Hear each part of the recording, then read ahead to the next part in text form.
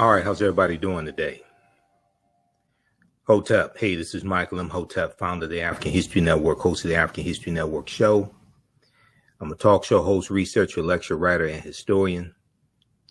So it is Sunday, September 4th, 2023. And we are live. It is Labor Day. Hope everybody had a safe Labor Day weekend. We're going to deal with the African American roots of Labor Day. This is a deep historical conversation. It gets into the history of slavery, the Industrial Revolution, the Pullman workers' strike of 1894. It gets into understanding the history of the Panic of 1893, which was a huge depression in the United States. This leads to that Pullman workers' strike in 1894. And it also involves racism because the Pullman Porters, who we hear so much about, were not allowed to strike because they were not allowed to join the union, the white union, because of racism. Okay, so I did this presentation in 2019 and 2021, and I've expounded on. I was reviewing my notes today, so I have a ton of information. So bear with me. When I did this broadcast, when I did this presentation in 2021, it was 2 hours and 43 minutes. I don't want to do 2 hours and 43 minutes today, but we'll see. Okay. So I have a lot of information to share with you. Okay. Give us a thumbs up. Give us a like on this broadcast. Share this broadcast on your social media platforms. Invite your friends to tune in also. I'm Michael Imhotep, founder of the African History Network, host of the African History Network show. All right. So the African American origins of Labor Day, the African American origins of Labor Day, and you can also listen to our radio show Sundays 9 p.m. to 11 p.m. Eastern Standard Time. We broadcast on our social media platforms. We were on 9:10 a.m. Superstation WFDF, but they've done a format change, so we're not on there anymore. But it doesn't stop us getting the information out. All right. Now, anytime I do a presentation, I know I may say some things that are outside the circumference of some people's awareness. And I usually have people put their fingers together to form a circle. I usually say something like this: the space inside this circle represents my realm of knowledge. Everything that I think I know about whatever I think I know is represented within the circumference of this circle. I must keep in mind that there are still things to know that exist outside of the circumference of my own awareness. So the reason why I say this, and I start on my presentations with this, is because oftentimes when people hear something that contradicts what they've been taught, what they believe, or what they think they know, they automatically reject it without doing any research to determine the validity of the new information that they're learning. And at the same time, they usually don't use that same level of scrutiny to analyze and critique or evaluate the new information that they're learning. So just because you know everything that you know about what you know does not mean you know everything there is to know about what you know. There's still things that exist outside the circumference of your own awareness. And I learned this from one of my teachers, Dr. Ray Hagins of the African Village. Okay, it was in St. Louis, now in Atlanta, Georgia, the headquarters. All right, now let's jump into this. And I'm going to refer to my notes as well. I have 10 pages of notes. I have 10 pages of notes on this topic, notes that I've compiled over the years. And then I also have this PowerPoint presentation as well, and some articles we're going to reference also. All right. So what is Labor Day? What is Labor Day? Labor Day 2023 falls on September 4th. Labor Day pays tribute to the contributions and achievements of American workers, and is the achievement of American workers, and is traditionally observed on the first Monday in September. Traditionally observed on the first Monday in September. It was created by the labor movement in the late 19th century and became a federal holiday in 1894. Labor Day weekend also symbolizes the end of summer for many Americans and is celebrated with parties, street parades, and athletic events. So we know in a lot of cities, the day after Labor Day, summer vacation ends for school children. They go back to school, things like this. So it's the unofficial end of summer. Now we know summer officially ends around September 20th or 21st, which is the autumnal equinox. Is based upon astronomy when summer ends, not a date chosen on a calendar based upon a law that was passed in 1894, signed into law by President Stephen Grover Cleveland. Okay, that's not what determines when summer ends, but this is the unofficial end of summer. All right, now, when we look at the what precedes Labor Day and precedes that federal holiday coming into existence in 1894 as a way to appease striking union workers, those union workers who worked for George Pullman. We have to look at what's known as the Panic of 1893, the Panic of 1893. And this was a huge depression in the United States. I'm not sure if this was a bigger depression than the depression we know of, known as the Great Depression of 1929, after the stock market crash in October 1929. But at this point in time, this was the worst depression in the history of this country. So the Panic of 1893 was one of the most severe financial crises in the history of the United States. The crisis started with banks in the interior of the country. Instability arose for two key reasons. First, gold reserves maintained by the U.S. Treasury fell to about $100 million from $190 million in 1890. At the time, the United States was on the gold standard, which meant the notes issued by the Treasury, the U.S. Treasury Department, could be redeemed for a fixed amount of gold, Now, the falling gold reserves raised concerns at home and abroad, outside the United States, internationally, that the United States might be forced to suspend the convertibility of Treasury notes, which may have prompted depositors to withdraw banknotes and convert their wealth into gold. The second source of the instability, which leads to this Panic of 1893, this Great Depression, was that economic activity slowed prior to the Panic of 1893. The recession or depression raised rates of defaults on loans, which weakened banks' balance sheets. Fearing for the safety of their deposits, men and women began to withdraw funds from banks. Fear spread and withdrawals accelerated, leading to widespread runs on banks. So federalreservehistory.org has a article, Banking Panics of the Gilded Age, 1863 to 1913, where they go in depth and look at the Panic of 1893. That's one of the sources. This is one of the many sources I looked at for this. Also, encyclopedia.com has some really good information from different online encyclopedias dealing with the Panic of 1893. So here's what we see that took place in 1893. By the end of 1893, we saw 642 banks that collapsed, wiping out their depositors' savings. We saw 16,000 individual businesses failed in 1893. 1 in 5 people in a working population of 15 million were without a job. The unemployment rate in the United States exceeded 10%. The railroad sector was hit very hard as well. Railroad sectors, you had over 150 railroad companies holding more than 30 miles of railroad track and were worth about $2.5 billion. You have 150 railroad companies that go bankrupt in 1893 as well. Okay, this worsens this financial crisis. So that means they're going to have to lay off employees. This has a ripple effect. They can't buy the iron or steel from the manufacturers of the metals. So this has a ripple effect throughout the economy. Okay, but it gets worse. It wasn't just that. Now, in 1873, the U.S. Congress stops making silver dollars, and America is placed on the gold standard.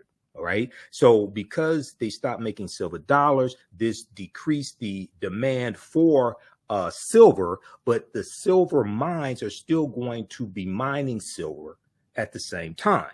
Okay. Which then causes a surplus of silver, which drives down the price of silver in this country. We're also going to see falling prices or values of gold in the United States as well. Now, labor strikes at silver mines in the San Juan Mountains of Colorado and nearby regions began in 1875 and continued through the 1880s, causing the price of silver to fall even more. Silver mine workers' wages are going to be cut as the value of silver drops. Also, you have a devastating impact on farmers as well. Now, farmers were going further into debt, okay, right around this time, right around 1893 and a little before, as prices per bushel of crops declined quickly due to increased foreign competition and supply. So we see international factors, we see domestic factors that lead to what's known as the Panic of 1893, which was a huge depression in this country. Now, gold reserves dropped below $100 million from $190 million, weakening an already unsteady trust in the federal government. The gold standard meant that Treasury notes issued by the U.S. Treasury could be redeemed for a fixed amount of gold. The falling gold reserves raised concerns at home and abroad that the United States might be forced to suspend the convertibility of notes, which may have prompted depositors to withdraw banknotes and convert their wealth into gold. Okay, so we see all this taking place around the same time. Now, okay, so these are some of the things that lead to the Panic of 1893, okay, which is a huge depression in this country. And in 1894, we're going to see the Pullman worker strike that takes place. And out of this Pullman worker strike, we're going to see President Stephen Grover Cleveland sign into law Labor Day as a federal holiday. Okay, we're going to get to that here in just a minute. All right, now I want to go back to my notes here as well. All right, so I'm going to switch between the PowerPoint presentation here and my notes, because I have like 10 pages of notes that goes deep into this history. So the labor movement fought for fair wages and to improve working conditions. At the labor movement, their fight for fair wages and to improve working conditions is well known, but it was its political efforts. It was the labor movement's political efforts that did nothing less than transform American society. Organized labor was critical in the fight against child labor and for the 8-hour workday and the New Deal. Okay, the New Deal during President Franklin Delano Roosevelt, during the Great Depression, the New Deal, and the New Deal gives us the Social Security Administration and the Social Security Act of 1935. It gives us unemployment insurance. The New Deal gives us the Minimum Wage Act of 1935 as well. We know that the Servicemen Adjustment Act, which is known as the GI Bill of 1944, was the last bill of the New Deal. Okay. All right. So union workers sacrificed in America's historic production. Union workers sacrificed in America's historic production effort in World War II and pushed for Great Society legislation in the 1960s. Now, there's a good article from TheAHNShow.com, called "What Labor Day Meant When Labor Day Meant Something." When Labor Day Meant Something by Michael Patrick. And Michael Patrick is a former local machinist president from Galesburg, Illinois. I'm sorry. The article is by, let me see, who is the article by? Let me pull this up. We have this here. The article is by Chad Broughton, I should say. The article is by Chad Broughton. And he is talking about a former local machinist named Michael Patrick. Okay. So this is an article from theAtlantic.com called When Labor Day Meant Something. When Labor Day Meant Something. And Chad Broughton said Michael Patrick, a former local machinist president from Galesburg, Illinois, where I've done research, cites his union's support for Medicare and the Civil Rights Act, now celebrating its 50th anniversary, as among his local union's proudest moments. And this article is from September 1st, 2014. September 1st, 2014. Now, those shared victories came at a cost. Those shared victories came at a cost. Agitation for antitrust legislation, shorter work days and work weeks, and the right to organize was often portrayed as un-American and violently repressed. So it was the shed of blood by the labor movement, by white Americans, African Americans, Latinos, etc., that is going to that is rooted in this celebration of Labor Day. And we see the Industrial Revolution play a part of this. And at the foundation of the Industrial Revolution is the labor of enslaved African people. I'm going to come to that in just a minute. Now, I talked about child labor laws, or the lack of child labor laws here in the late 1800s, and there was no 8-day work week. Most Americans worked 12 hours a day, a lot of them 7 days a week, things like this. You did not have these laws that protected the rights of workers and protected the safety of workers, etc. Okay, the labor movement is going to force these laws to come into existence. Now, in 1914, John Kirby, who was president of the National Association of Manufacturers, called the trade union movement, quote, an un-American, illegal, and infamous conspiracy. An un-American, illegal, and infamous conspiracy. Anti-labor employers fought against what they saw as incipient communism with strike breaking, blacklisting, vigilante violence, and by enlisting government force to their side. So when you go study this labor movement, you see corporations exploiting the labor of white people, exploiting the labor of white immigrants coming to this country, and definitely exploiting the labor of African people.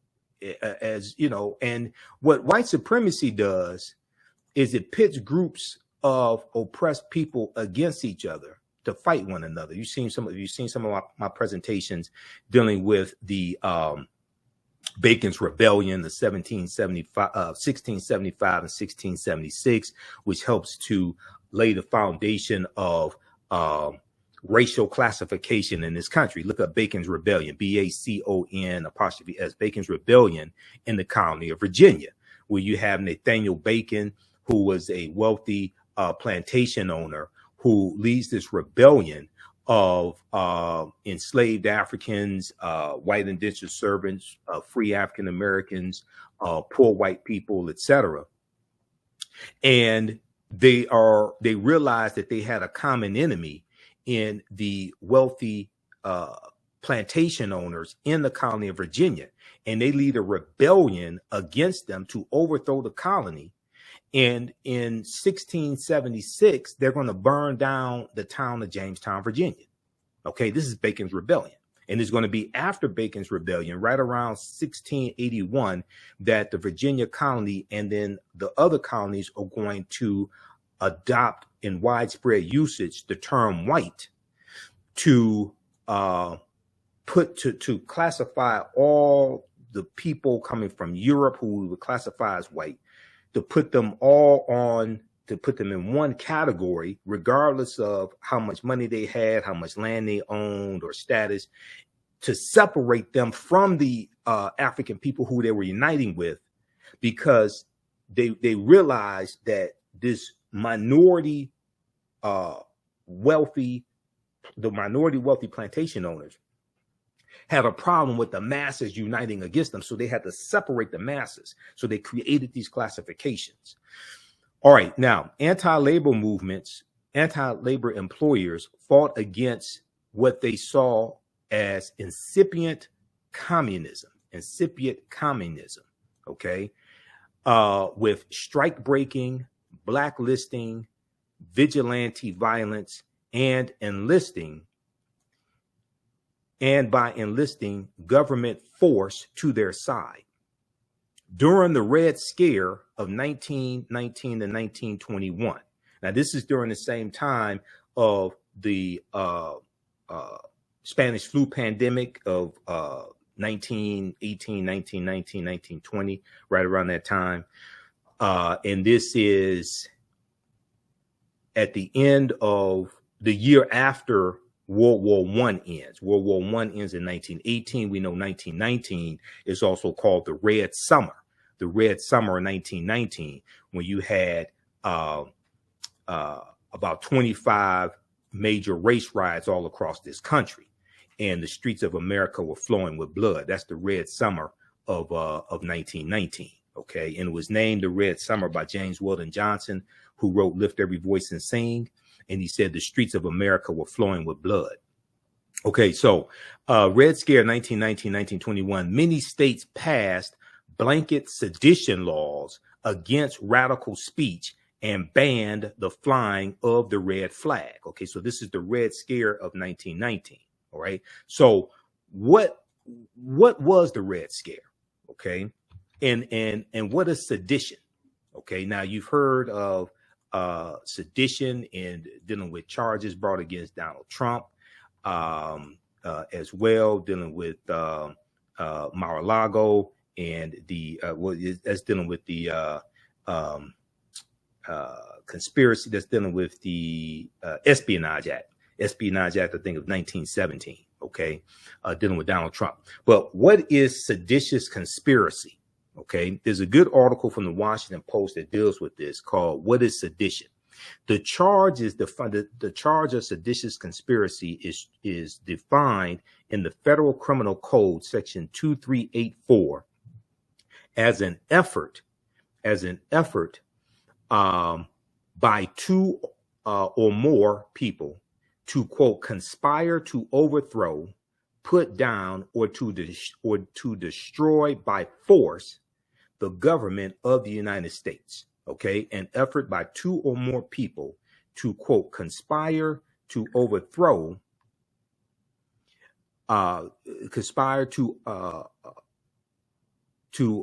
overthrow the government of the United States, or to levy war against them,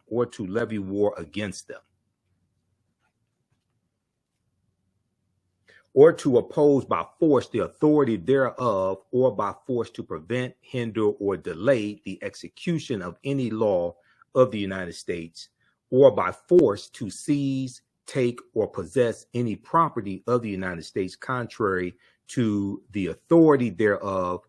They shall each be fined under this title or imprisoned not more than 20 years or both. So check out the article. This is just an excerpt of the article from the Washington Post, WashingtonPost.com. What is sedition? What is sedition? This is from January 13th, 2022. Okay, so when we look at the Red Scare of 1919 to 1921, what is the Red Scare? The Red Scare was hysteria over the perceived threat by communists in the United States during the Cold War between the Soviet Union and the United States, which intensified in the late 1940s and early 1950s. Communists were often referred to as Reds, R-E-D-S, Reds, for their allegiance to the red Soviet flag. The Red Scare led to a range of actions that had a profound and enduring effect on the U.S. government and U.S. society. Federal employees were analyzed to determine whether they were sufficiently loyal to the U.S. government, and the House Un-American Activities Committee, as well as U.S. Senator Joseph R. McCarthy, investigated allegations of subversive elements in the U.S. federal government and in the Hollywood film industry. The climate of fear and repression linked to the Red Scare finally began to ease in the late 1950s. Okay, and here's Senator Joseph McCarthy, was a Republican from Wisconsin. He was in the U.S. Senate 1947 to 1957. Okay, and there was a Red Scare from about say 1917, 1920, that period of time. The first Red Scare occurred in the wake of World War I. The Russian Revolution in 1917 saw the Bolsheviks, led by Vladimir Lenin, topple the Romanov dynasty, kicking off the rise of the Communist Party and inspiring international fear of Bolsheviks and anarchists. In the United States, labor strikes were on the rise, and the U.S. press, the media, the press, the newspapers, sensationalized them as being caused by immigrants bent on bringing down the American way of life. The Sedition Act, so it's like some Republicans today talk about an invasion of immigrants and things like this, and they're going to change American way of life, etc. You know, and you have the fear of the browning of America, that by 2043, the majority white people will no longer be the majority population in this country. Some white people fear this, others don't. A lot of Republicans do. Okay, so we see history may not exactly repeat itself, but it definitely rhymes. The Sedition Act of 1918 targeted people who criticized the U.S. federal government, monitoring radicals and labor union leaders with the threat of deportation. Okay, so we see this anti-government approach to unions. Okay, because the government is going to be pretty pro-corporation. So the, Labor Day commemorates, you have parades and cookouts, things like this. There was also bloodshed for unions to exist. There was bloodshed for labor rights that exist today.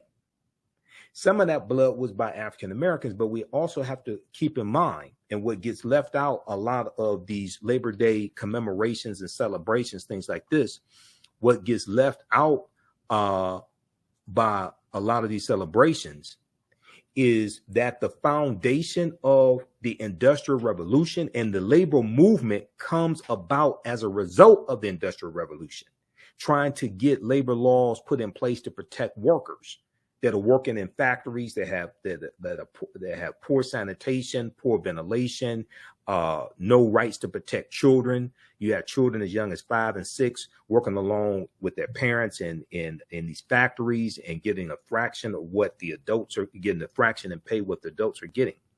The foundation of the Industrial Revolution was the enslavement of African people. And the Industrial Revolution is going to begin in the 1790s in Manchester, England.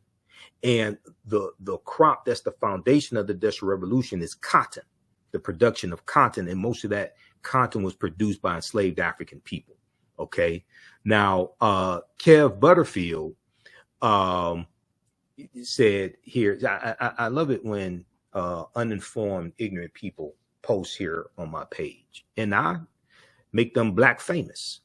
So look, Kev, you're going to become black famous. Kev Nance, I think we need a white American history network. You have one. It's called the History Channel. He must not have cable. It's called the History Channel. I love it when I just let stupid people talk. I love it when they say stupid things like that. It's called the History Channel. Go to history.com, official website of the History Channel. You got one. So he must not have cable. All right, let's continue here. Oh, simple Simon ass people. All right, now let's continue. Okay, so we have all these different things taking place at the same time. The Red Scare, Sedition Act of 1918. History.com, speaking of the White History Channel, Kevin, read the article here, Red Scare at history.com, okay? The Sedition Act of 1918 targeted people who criticized the government, monitoring radicals and labor union leaders with the threat of deportation. Now, Labor Day began not as a national holiday, but in the streets of America, when on September 5th, 1882, thousands of bricklayers, printers, blacksmiths, railroad men, cigar makers, and others took a day off and marched in New York City. 8 hours for work, 8 hours for rest, 8 hours for what we will, read one sign that the protesters were carrying. A placard in the following year's parade read, "We must crush the monopolies lest they crush us. We must crush the monopolies lest they crush us." Now, the movement for the holiday of Labor Day grew city by city, and eventually the state and federal authorities made it official. Okay, so read this article here from TheAHNShow, When Labor Day Meant Something. This is written by Chad Broughton. This is from September 2014. Okay, all right, now let's continue. So why do we celebrate Labor Day? Why do we celebrate Labor Day? Labor Day, as I said, is an annual celebration of workers and their achievements originated during one of American labor history's most dismal chapters. In the late 1800s, at the height of the Industrial Revolution, and as I stated, and we're going to get into this as well, the Industrial Revolution is tied to slavery. The foundation of the Industrial Revolution comes from the products produced by enslaved Africans. In the late 1800s, at the height of the Industrial Revolution in the United States, the average American worked 12-hour days and 7-day weeks in order to eke out a basic living. Despite restrictions in some states, children as young as 5 or 6 years old toiled in mills and factories and in mines across the country, earning a fraction of their adult counterparts' wages. People of all ages, particularly the very poor and recent immigrants to the United States, often faced extremely unsafe working conditions with insufficient access to fresh air, sanitary facilities, and work breaks, lunch breaks, bathroom breaks, etc. So what was the Industrial Revolution?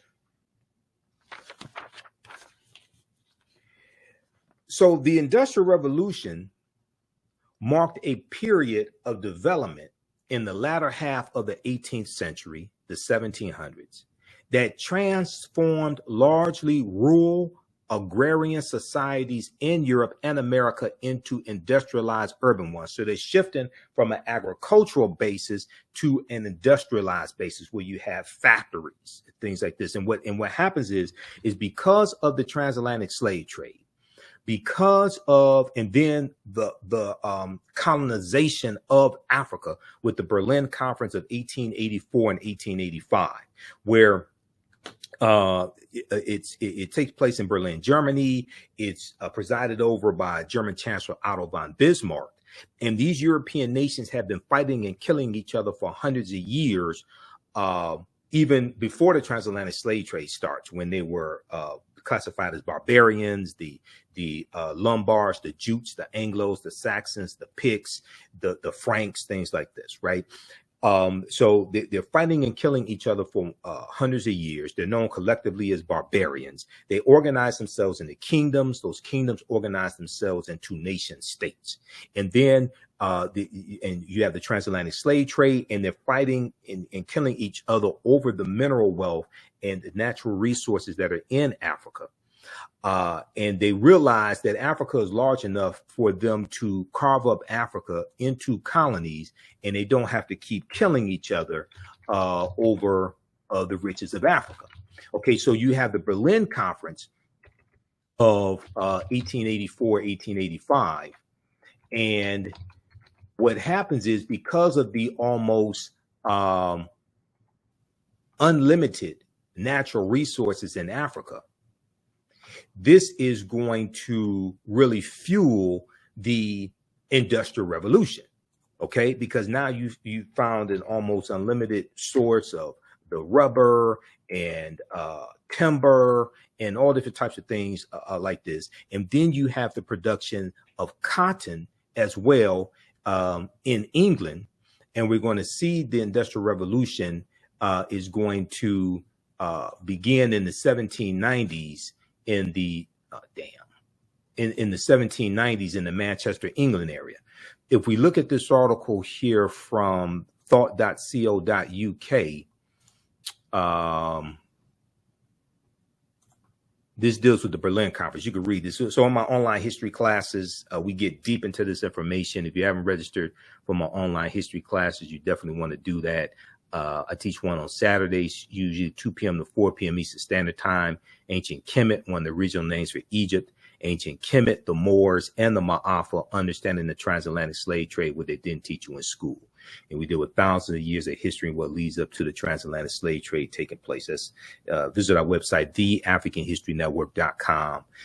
You can register for that class. But this article here, the Berlin Conference to Divide Africa, the colonization of the continent by European powers. Okay. And it goes through and breaks down the Berlin Conference. And it also shows you the different areas of Africa that were colonized by the respective European countries. Okay. The Berlin Conference was Africa's undoing in more ways than one. The colonial powers superimposed their domains on the African continent. By the time independence returned to Africa in 1950, the realm had acquired a legacy of political fragmentation that could neither be eliminated nor made to operate satisfactorily, end quote. And 1884, at the request of Portugal, now the transatlantic slave trade begins in 1441 with the Portuguese going into Anton Gonzalez going into what is modern day, the area that's modern day Mauritania. Okay, it starts with the Portuguese, and the Spanish are right behind getting involved in the transatlantic slave trade. In 1884, at the request of Portugal, German Chancellor Otto von Bismarck called together the major Western powers of the world to negotiate questions and end confusion over the control of Africa. Negotiate questions and end confusion over the control of Africa.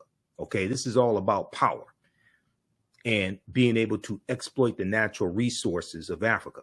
German Chancellor Otto von Bismarck appreciated the opportunity to expand Germany's sphere of influence over Africa and hoped to force Germany's rivals to struggle with one another for territory. At the time of the conference, 80% of Africa remained under traditional and local control. What ultimately resulted was a hodgepodge of geometric boundaries that divided Africa into 50 irregular countries. Now we know we have 50 countries in Africa, okay? But you have this hodgepodge of geometric boundaries that divides Africa into 50 irregular countries. This new map of the continent of Africa was superimposed on 1,000 indigenous African cultures and regions. The new countries lacked rhyme or reason and divided coherent groups of people and merged together disparate groups who really did not get along. Okay, so the most of the geographical boundaries that we see in Africa today are the result of this Berlin Conference of 1884 and 1885.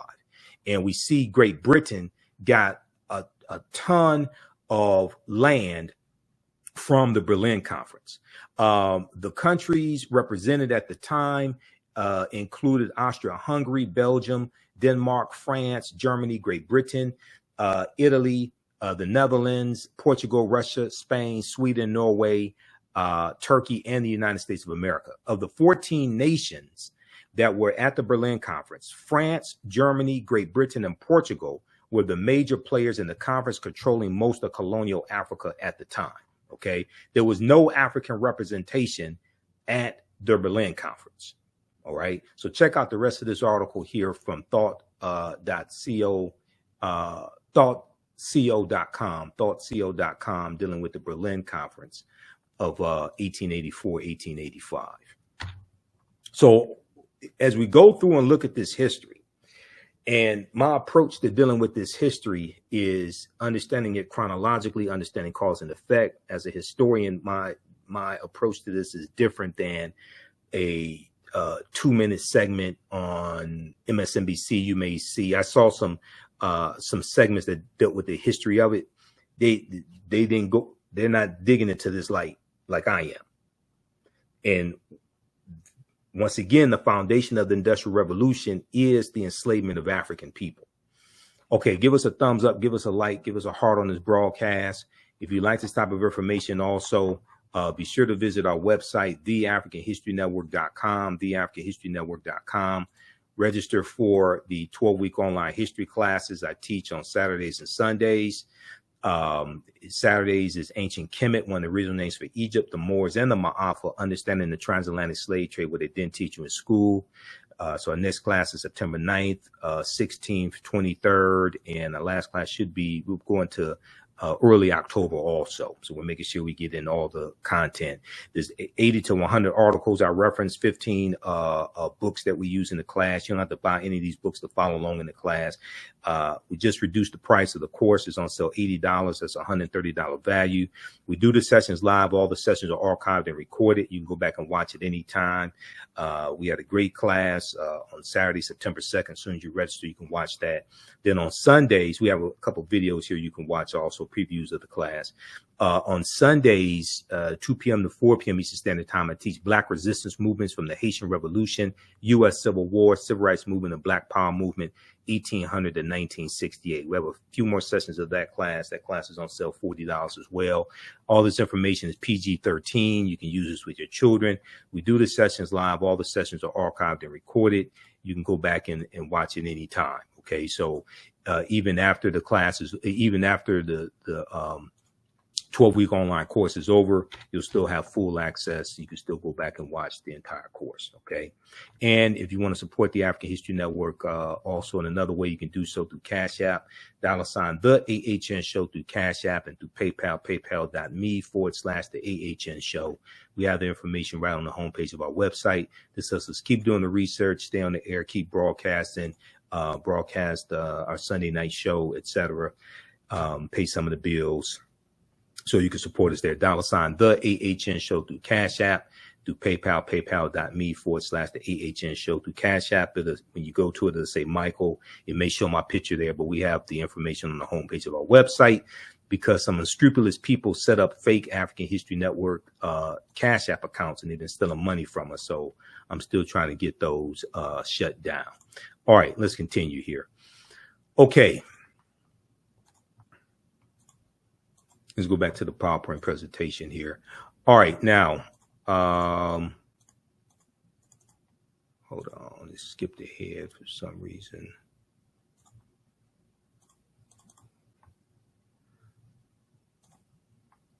Okay, so then what was the Industrial Revolution? So the Industrial Revolution marked a period of development in the latter half of the 18th century that transformed largely rural agrarian societies in Europe and America into industrialized urban ones. Goods that had once been painstakingly crafted by hand started to be produced in mass quantities by machines in factories, thanks to the introduction of new machines and techniques in textiles, iron making, and other industries. So because of the Industrial Revolution, now you can mass produce these products, because you found an almost unlimited amount of raw materials, and because you've built factories and you have machinery in factories to mass produce these products. Okay. And then at the same time, you have the development of late 1800s or so. You're going to have the development of department stores. You have mass advertising, so you can market all this through newspapers, magazines, things of this nature. Okay. So all this comes together at the same time. All right. Okay, let's continue.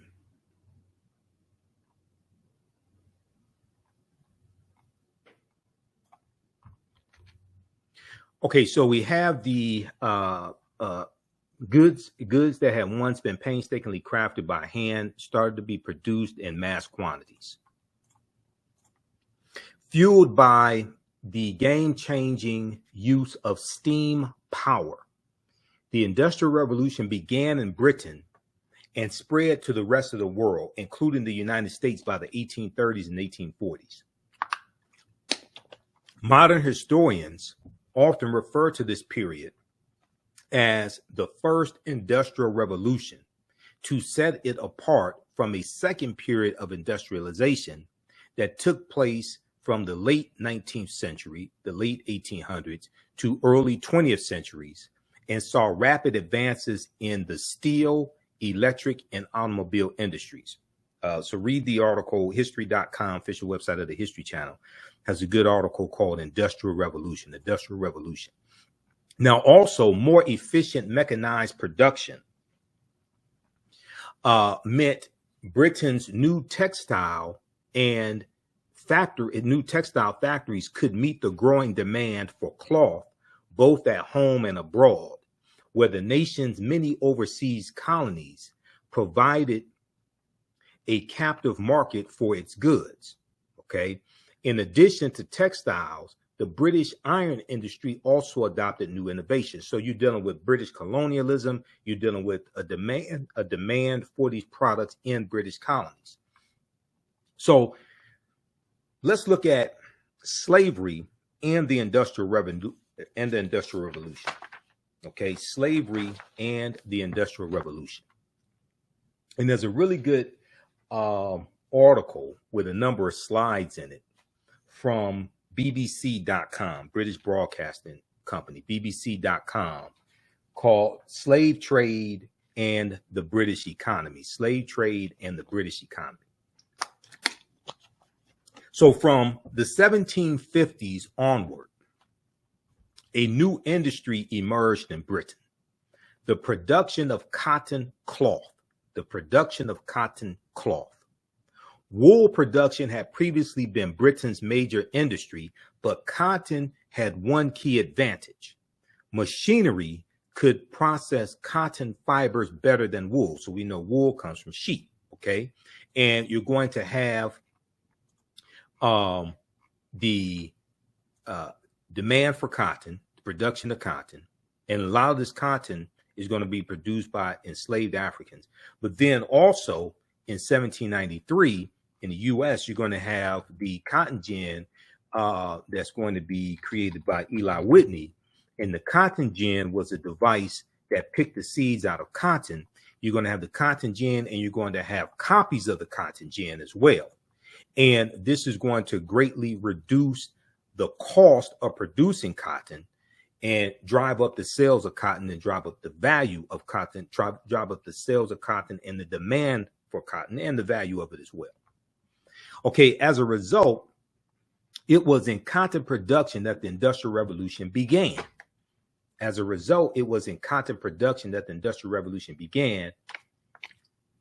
Particularly in and around Manchester, England. The cotton used was mostly imported from slave plantations. Slavery provided the raw material for industrial change and growth. Okay, so this is from bbc.co.uk, the British Broadcasting Company, BBC. This article is called Slave Trade and the British Economy. And what's interesting in a lot of the coverage that I saw dealing with Labor Day this weekend did not make the connection between slavery and the Industrial Revolution and Labor Day. I just find that very interesting. Okay, now let's look at let's go to this article here from the BBC.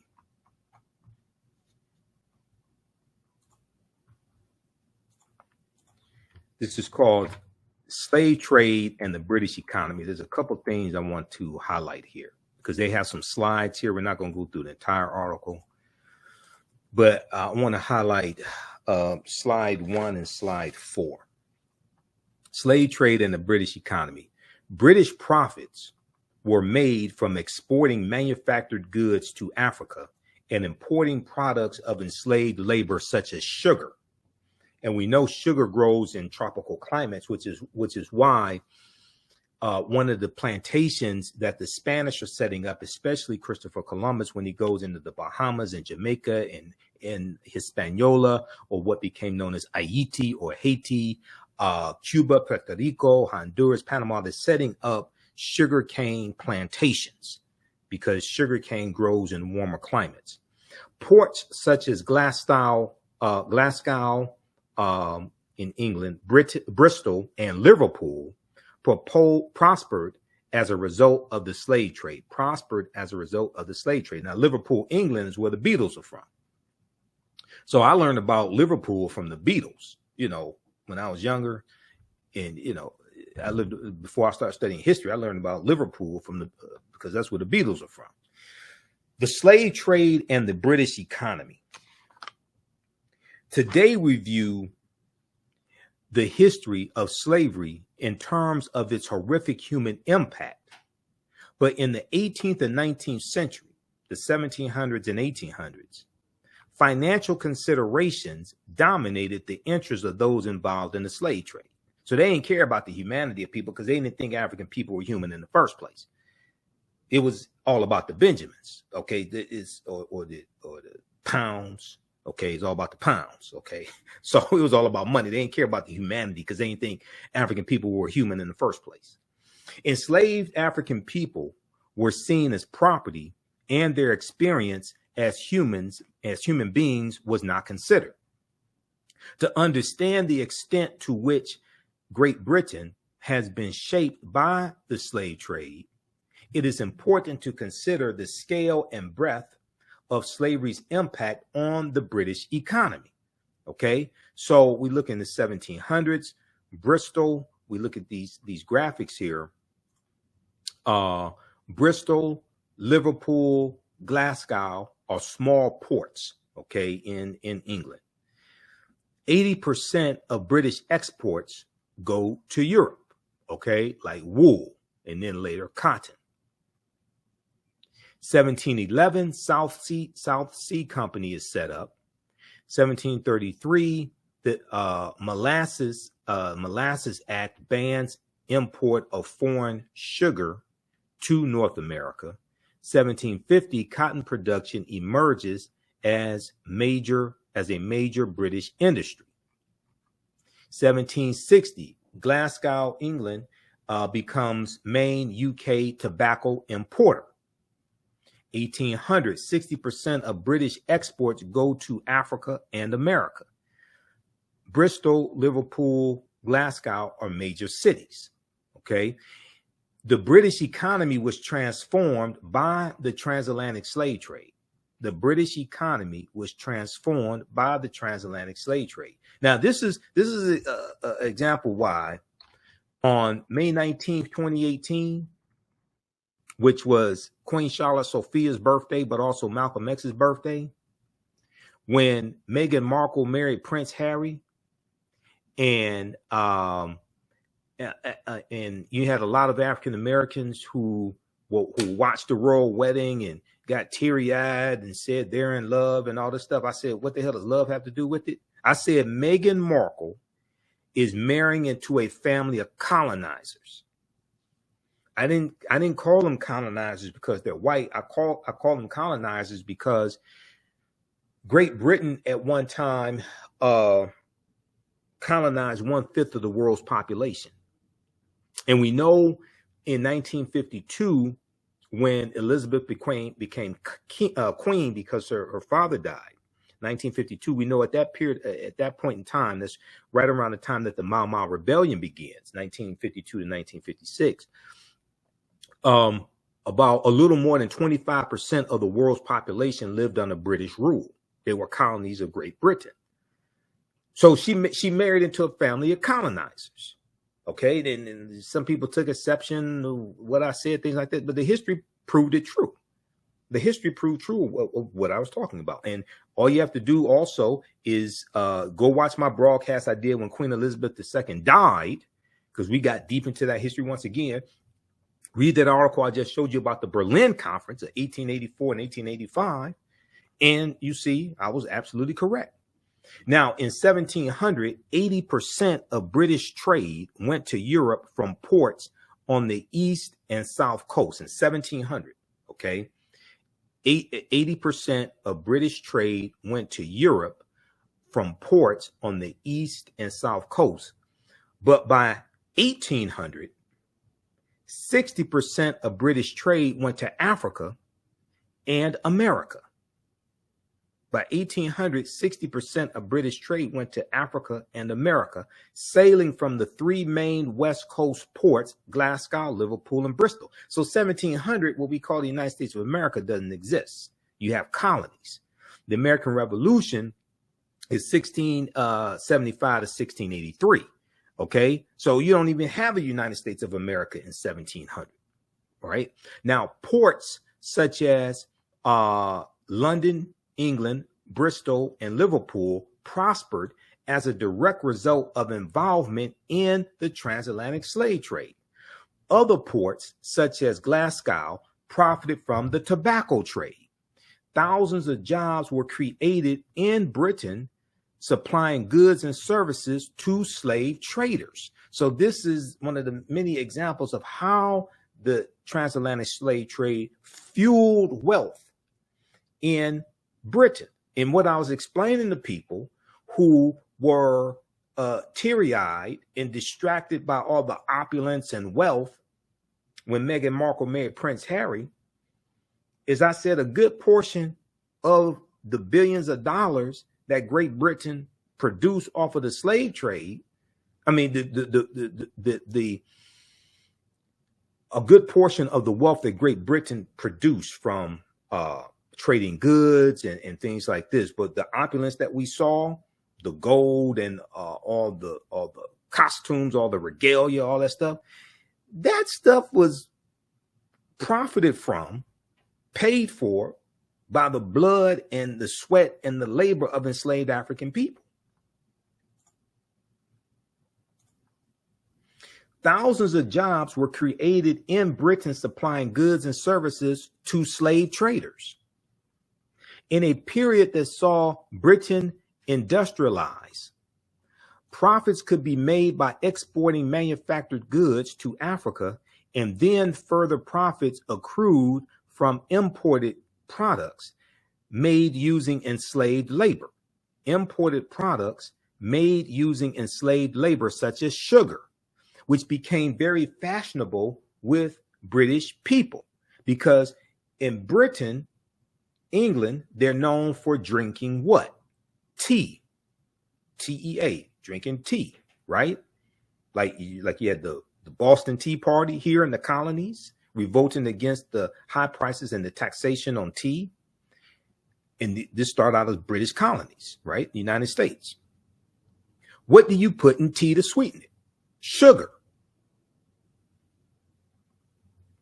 The slave trade was important in the development of the wider economy, W-I-D-E-R, the wider economy. Financial, commercial, legal, and insurance institutions all emerged to support the activities of the slave trade. Now, I just want people to understand, this is not from like an African-centered source. This is from the BBC telling you this. the British Broadcasting Company. They very well documented the transatlantic slave trade and what happened. So they're explaining all this to you. They're not hiding this. Some merchants became bankers, and many new businesses were financed by profits made from slave trading. The slave trade played an important role in providing the British industry with access to raw materials. Okay, and a lot of these raw materials are coming from Africa. The transatlantic slave trade played an important role in providing British industry with access to raw materials. This contributed to the increased production of manufactured goods. The graphic below shows the parts of Britain's economy that benefited from the slave trade. So you have the Industrial Revolution. So what you do, you have a circle. Okay, this is cyclical. You have the Industrial Revolution. You have London and finance. You have the banks that are financing the expansion of the factories, buying more equipment, things of this nature, buying raw materials. You have wealth and income produced. This wealth and income produced, and the need for more raw materials, etc., to produce more products increases the need for enslaved African labor and the products that the crops that Africans produce, especially cotton. You have shipping and ports. This increases the activity, increases the demand for the production of ships also. Workers at the docks to unload the ships. You have exports and manufacturing that increases as demand increases. So you have this cycle. All right. Now, I want to go to slide 4. That was slide 1. I'm going to go to slide 4. Slave trade and the British economy. This is from the BBC. So this isn't from Dr. Joseph Ben Yakin. This isn't for Dr. Joseph Ben Yakin. This isn't Dr. John Henry Clark. This isn't Dr. Leonard Jeffries. This isn't who's one of my teachers. This is from Professor James Small. This isn't from Professor Kaba Hiawatha Kamene or Dr. Malefe Kete Asante or Tony Browder. This is from the BBC. So if you got a problem with this, go argue with them, because they kept very well documented records on what they did. Manufacturing. This is what I wanted to focus on. Economic growth and the Industrial Revolution. Now, for all those watching, and you saw coverage on Labor Day, and you saw the parades take place, and you saw the unions give speeches and things like this, did anybody deal with how the labor movement came out of the Industrial Revolution? And the Industrial Revolution came about by the enslavement of African people and the products that African people produced. Somehow that history gets left out of the conversation. I'm not sure how it gets left. I can't put my finger on it. I'm not sure if they're doing it on purpose. I don't understand how this just gets totally left out of the conversation. I just don't. All right, now. Okay. So economic growth and the Industrial Revolution. Many historians describe the Industrial Revolution as a process rather than an event. The part that exports played can be shown as a virtuous circle. The part that exports played can be shown as a virtuous circle. You have the growth of exports. You have the industry growing. You have business owners invest and look for better machines. So you have the development of better machinery to go into factories, expansion of factories, building more factories. Machines get better. They can produce products at a cheaper cost, produce them more efficiently. You're going to have the increase for labor, to hire more people. And as you're producing more products, as you can drive down the price of products as well. And also you have people who have jobs so they can afford to buy a little something as well. So this also increased a demand for these products. So exports grow. You have products being exported internationally, but you also have the consumption of products domestically. Okay, so we see this cycle. All right, now cotton. From 1750 onwards, a new industry emerged in Britain, the production of cotton cloth. The production of cotton cloth. Wool production had previously been Britain's major industry, but cotton had wool production had previously been Britain's major industry, but cotton had one key advantage. Machinery could produce cotton fibers better than wool. Even like I said, wool comes from sheep. As a result, it was cotton production that began the Industrial Revolution. As a result, it was in cotton production that the Industrial Revolution began, particularly in and around Manchester, England. The cotton used was mostly imported from slave plantations. Slavery provided the raw material for industrial change and growth. So you can't talk about the labor movement. You can't talk about Labor Day, and Labor Day comes as a result of the labor movement, and Labor Day becomes a federal holiday in 1894. And the reason why you have a labor movement is because of the Industrial Revolution and the unsanitary and unsafe conditions in those factories. And the labor movement is fighting for regulation of the Industrial Revolution. But the Industrial Revolution becomes about specifically because of the transatlantic slave trade and the products that African people were creating. You can't talk about Labor Day without talking about the enslavement of African people. But somehow people find a way to do that. The cotton used was mostly imported from slave plantations. Slavery provided the raw material for industrial change and growth. The growth of the Atlantic economy was an integral part of the growth of exports. For example, manufactured cotton cloth was exported to Africa. The Atlantic economy can be seen as the spark for the biggest change in modern economic history. The Atlantic economy in the 1700s was founded on slave labor. Once again, I want everybody to understand, this is not me saying this. This is not Dr. Leonard Jeffries. This is not Professor James Small, Professor Kaba Hiawatha Kamene. This is not African Center Scholars. This is the British Broadcasting Company. This is the BBC telling you this, because they kept thorough records of what they did.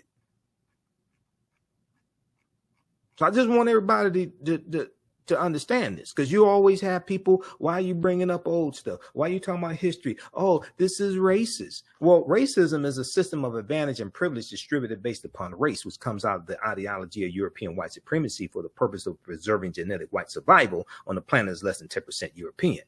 This does deal with racism. You're absolutely correct. But this deals with history.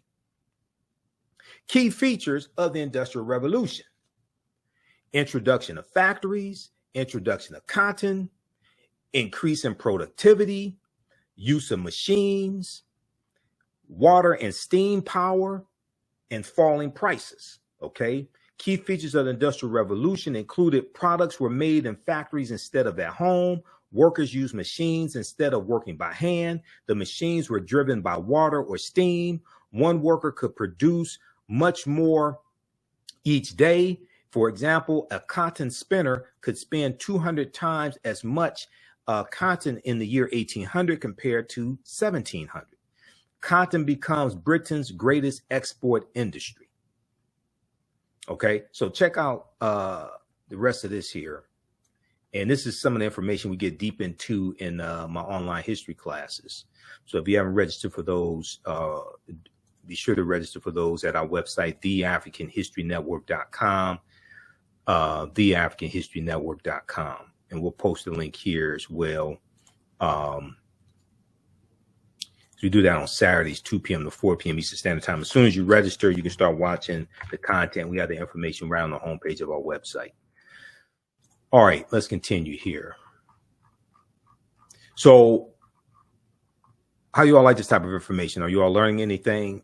The history of Labor Day, and I've researched this history thoroughly, the history of Labor Day is much deeper than what you see on TV with the parades, speeches, things like this. And the roots of Labor Day go into the transatlantic slave trade.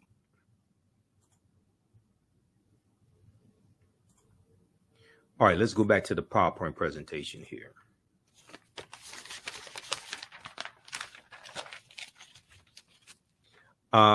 Okay, slavery and the Industrial Revolution. Okay, we did that. And let me get, okay, go back to my notes. Okay, so then we're going to have the U.S. Civil Wars, 1861 to 1865. And the Civil War in the United States begins in 1861, April 12, 1861, with the attack on Fort Sumter. South Carolina becomes the first state to secede from the Union, December 20th, 1860, about 6 weeks after Abraham Lincoln becomes president-elect. South Carolina and other southern states fear that Lincoln is going to free the enslaved Africans. They secede from the Union, set up the Confederate States of America around February of 1861. You're going to have 11 states that are going to be part of the Confederate States of America. They set up their own government, their own constitution, their own monetary system. The Civil War in the United States begins in 1861 after decades of simmering tensions between North and Southern states over slavery, states' rights, and westward expansion. Slavery, states' rights, and westward expansion. The election of Abraham Lincoln in November 1860 caused 7 southern states to secede from the Union and form the Confederate States of America, the CSA. 4 more states soon joined. The war between the states, as the Civil War was also known, ended in Confederate surrender in 1865. So April 9th, 1865, General Robert E. Lee surrenders to General Ulysses S. Grant at Appomattox Courthouse in Virginia. And this is looked at as the end of the Civil War for all practical purposes, but the Civil War is going to go on for about another 16 months or so until August of 1866, because even though General Robert E. Lee's army was the largest Confederate army, it was not the only Confederate army. There were smaller Confederate armies like General Joseph E. Johnston's Confederate Army of Tennessee, or that staunch white supremacist Nathan Bedford Forrest, his Confederate army. And when you study the Fort Pillow Massacre of 1864, during the Civil War, Nathan Bedford Forrest had about 200 African-American Union soldiers executed, many of them shot point blank in the head. These are staunch white supremacists. He goes on to become the first Grand Wizard of the Ku Klux Klan in 1867. And to a lot of people, he's a national hero in Tennessee.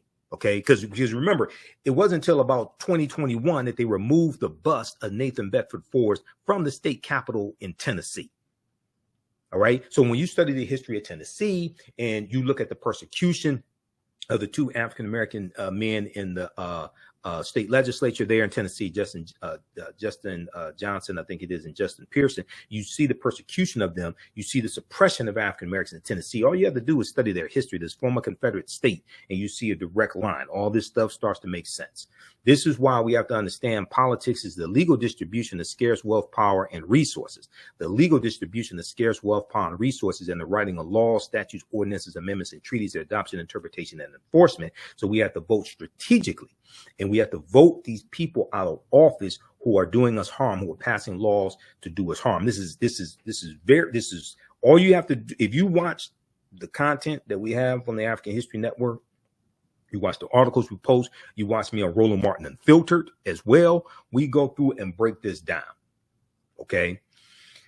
So in understanding the history of Reconstruction, the Reconstruction era, 1865 to 1877, and the Reconstruction era leads to the Jim Crow era. It leads to these white supremacists taking back control of the state legislatures, imposing segregation. We look in Tennessee, 1881, Tennessee state legislature They passed segregation laws dealing with public transportation and streetcars. We look at Florida, 1889. Florida passes probably the first poll taxes in the history of this country. Then Mississippi's going to do the same thing in 1890 when Mississippi writes their state constitution. And they write their state constitution. When you go research the writing of these state constitutions, 1890 Mississippi, 1895 South Carolina, 1898 Louisiana, 1901 Alabama, etc., Georgia, Oklahoma. They're doing this to preserve white supremacy. In many of their state constitutions, they're telling you this, and they are passing voter suppression laws. They're passing laws to legalize poll taxes and literacy tests, property ownership requirements, etc., when it comes to voting.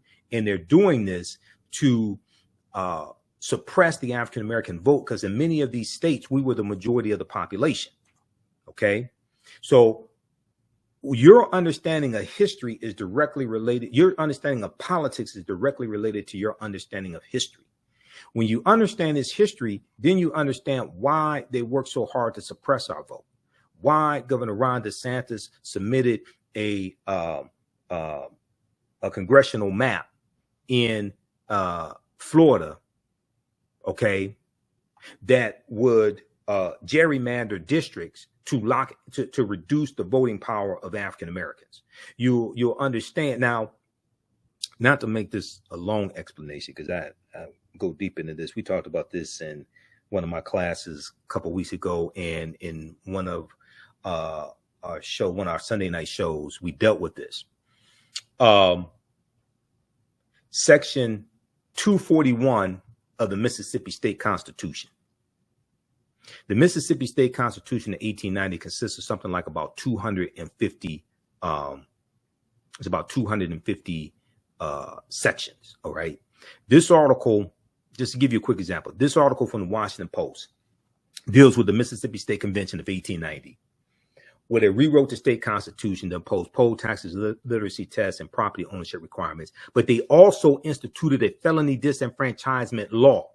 African Americans were the majority of the population of the state of Mississippi in 1890 as a legacy of slavery, and we were the majority of the voters. The name of this article is The Mississippi Plan. The Mississippi Plan to keep blacks from voting in 1890. Quote, "We came here to exclude the Negro. We came here to exclude the Negro." Okay, now this is an excellent article by Ronald G. Schaefer. He's a white man. May 1st, 2021. It talks about Solomon Saladin Calhoun. Solomon Saladin Calhoun was the white county judge who presided over the Mississippi State Convention of 1890 in Jackson, Mississippi, which is the capital. And he said, "Let's tell the truth if it burst the bottom of the universe."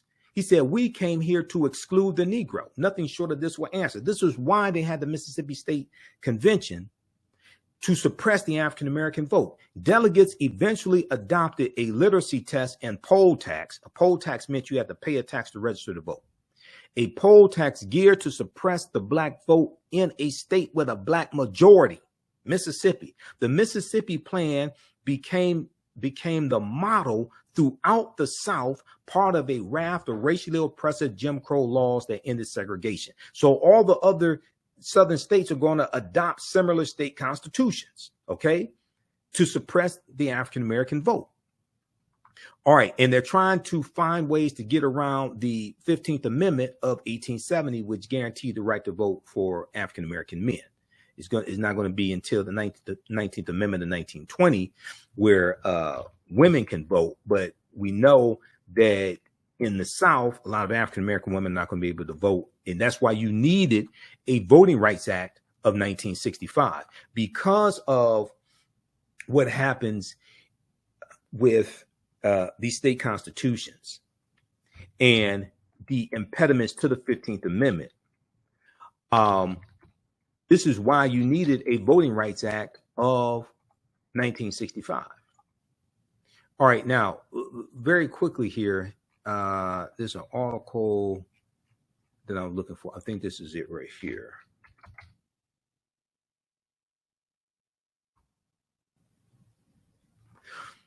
The U.S. Supreme Court recently in June of 2023, the U.S. Supreme Court refused to hear a challenge to the Section 241 of the Mississippi State Constitution of 1890. And the reason why I'm bringing this up, because I hear all these black conservatives running around saying slavery was a long time ago, Jim Crow era was a long time ago, that doesn't have anything to do with today. That's a lie. Those are people that don't study history, or they do study history and they're trying to deceive people. That's an absolute blatant lie. A lot of those laws and policies are still in effect, and they're shaping policy today.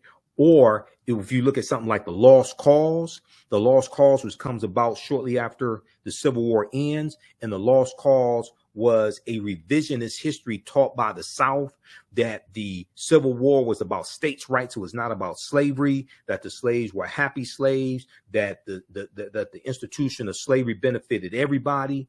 Okay, and the slaves were too ignorant to take care of themselves. Therefore, they had to be taken care of by benevolent masters. This is called the lost cause. Go research the lost cause. Okay, this article right here from MississippiFreePress.org. MississippiFreePress.org. Mississippi Jim Crow felony voting law will remain after Supreme Court denies appeal. This is from June 30th, 2023. This stuff is not ancient history, okay? We're seeing how the laws and policies of the past shape the present and the future. This deals with Section 241 of the Mississippi State Constitution of 1890. And the U.S. Supreme Court refused to hear a challenge to this felony disenfranchisement law that goes back to 1890 at the Mississippi State Convention. And Judge Ketanji Brown Jackson wrote a scathing dissension to the Supreme Court refusing to hear this case. Mississippi's Jim Crow era prohibitions on allowing people convicted of certain crimes to vote will remain after the U.S. Supreme Court declined to hear an appeal in the case today. The Fifth Circuit, the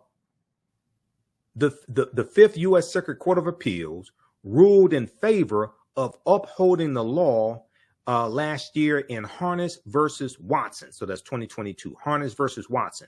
Mississippi's white supremacist leaders adopted it in 1890 in an attempt to disenfranchise black residents for life.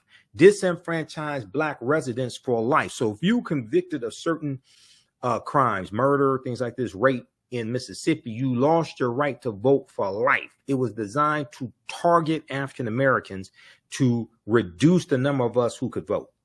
White lawmakers designated certain crimes that they believed black people were more likely to commit as lifelong disenfranchising crimes. The law disproportionately disenfranchises black Mississippians at a higher rate than white residents.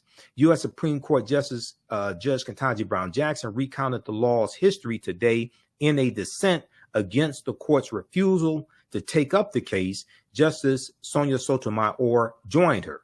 Judge Ketanji Brown Jackson, in her dissent, said, quote, the president of the 1890 Mississippi Constitutional Convention said it plain.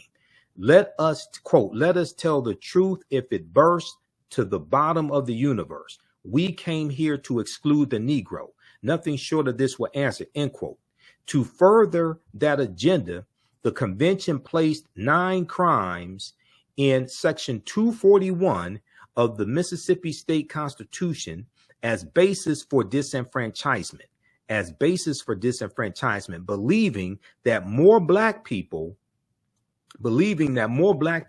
would be convicted of those crimes than white people, end quote, Judge Ketanji Brown Jackson wrote. She went on to say, quote, 8 of those crimes have remained in Section 241 since 1890 without interruption. Thus, the convention's avowed goals continue to be realized via its chosen mechanism. Today, just as in the convention's aftermath, thousands of Black Mississippians cannot vote due to Section 241's operation, end quote. Read the rest of this article here, okay?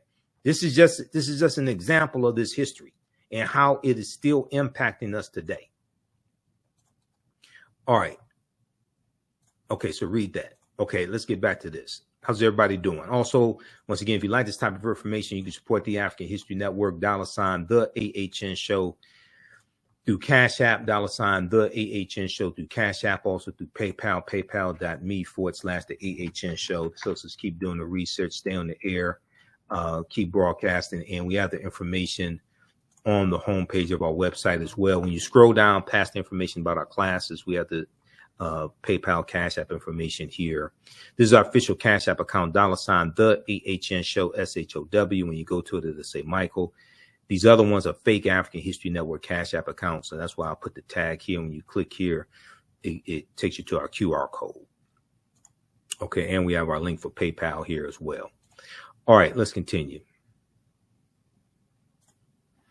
And we have the link here in the thread of the broadcast. All right, let's go back to the PowerPoint presentation. So we have the U.S. Civil War. 620,000 Americans die. You have about close to 200,000 African Americans who fight in the U.S. Civil War, including Harriet Tubman. The conflict was the costliest and deadliest war ever fought on American soil, with some 620,000 of the 2.4 million soldiers killed, millions more injured, and much of the South was left in ruin. Read the article from history.com, American Civil War. Then we have the Reconstruction era. For a 14-year period, the U.S. government took steps to try to integrate the nation's newly freed African-American population into society. Between 1863 and 1877, the U.S. government undertook, now some sources will say it's a 12-year period of time, 1865 to 1877, but the U.S. government undertook the task of integrating nearly 4 million formerly enslaved people into society after the Civil War bitterly divided the country over the issue of slavery. A white slaveholding South that had built its economy and culture on slave labor was now forced by its defeat in a war that claimed 620,000 lives to change its economic, political, and social relations with African Americans. All right, now let's look at this here. So we have the creation of labor unions, which we're going to see really comes into existence after the Civil War ends. Like the National Labor Union is going to be founded in 1866, the year after the Civil War ends and the year after chattel slavery ends. Okay, chattel slavery ends December 6, 1865, when Georgia ratifies the 13th Amendment. You're going to have smaller labor unions that exist. They come about somewhere around the 1840s. But we're really going to see an explosion of them after slavery ends. Many labor unions were created largely to lock out African Americans. So after the Civil War ends in 1865, you're going to have a lot of your large labor unions founded. The National Labor Union, NLU, was founded in 1866. Other labor unions like the American Federation of Labor, AFL, with Samuel Gompers, are founded after slavery ends. So that's right around 1875 or so. It was the enslaved Africans who had the majority of the skills in the United States. There were at least 262 skills, trades, and crafts that African people had in this country from 1619 to 1865, and we were largely working for free. A lot of these skills, trades, and crafts we brought with us from Africa. And we've talked about this in our coverage dealing with what's going on in Florida and the suppression of the teaching of African-American history in Florida by the Florida Department of Education and Governor Ron DeSantis. We talked about these new social studies standards coming out of Florida, which teach to middle school students that in some cases enslaved Africans were able to use skilled trades that they learned to their benefit. But we didn't have to be put into an apprenticeship program. We didn't have to be kidnapped and enslaved to be put into an apprenticeship program. As this article and numerous other articles and historical information shows, this piece here from the Washington Post by Jillian Brockel, July 24, 2023, as this details, the name of the article, Note to Florida and DeSantis, enslaved Africans were already skilled. African people when we came here, we brought skills with us. Now, it's also important to note, yes, African people are the original people in North, Central, and South America. You read the book, The First Americans Were Africans, Documented Evidence by Dr. David Imhotep, who's a friend of mine. I've interviewed him about 13 times. His book thoroughly documents this. We deal with this in our classes also. We were in this land before Native Americans even came into existence. And the Khoisan, who come from Southern Africa, who have the oldest DNA on the planet, the short-statured Africans. We know the Khoisan, we're here going back at least 51,700 years ago. But in this article, it talks about historical facts. Africans already were skilled before they were enslaved. And in some cases, enslavers sought and purchased people coming from specific African societies based on skills common in those societies. Decades of research, slave ship manifests, plantation ledgers, newspaper articles, letters, journals, and archaeological digs by dozens of scholars support this, much of it compiled in the 2022 book, African Founders, How Enslaved People Expanded African Freedom, by Pulitzer Prize winning historian David Hackett Fisher. Transatlantic slavery was an economic model proposing that skilled laborers who were benefiting themselves and their communities be abducted, transported, and forced to use those skills to benefit others. Other skills such as literacy, ministry, and music making were often banned because they did not benefit and even threaten the enslaver. Hackett Fisher, David Hackett Fisher explains how in the mid-1700s, enslaving colonists in the low country of the Carolinas, Georgia, and Florida, Florida once again, enslaving colonists in the low country of the Carolinas, Georgia, and Florida targeted people from the windward coast of West Africa, where rice had been cultivated for thousands of years, In the low country, enslaved African people then built complex systems of canals, levees, floodgates, and fields, just as they had in West Africa, providing the region with its first massive cash crop, because we came from very sophisticated civilizations. And we used our skills, trades, and crafts that we had in those civilizations to build those civilizations. Then we used them here to build America. But there were African people already here when the Spanish come in 1513, when the English come in 1607. So there were already African people here. In New England, the Puritans targeted Akan-speaking people from the Gold Coast, or Ghana, what we call Ghana, who had a long military tradition emphasizing discipline and quick thinking. Also, an enslaver named Onesimus, I'm not exactly sure how to pronounce his name, Onesimus, Onesimus, taught Puritan leader Cotton Mather a technique for smallpox inoculation, which he said was common in African homeland. Now, history.com has an article dealing with this because we were inoculating ourselves from smallpox in West Africa. All right, read the rest of this article here. Note to Florida and DeSantis, enslaved Africans were already skilled. Enslaved Africans were already skilled. Okay, let's go back quickly here to the PowerPoint presentation. So how you all like this type of information? Hopefully you're learning a lot, because this is a lot of research. I got 10 pages of notes, PowerPoint presentation. There's a lot of research to put this together.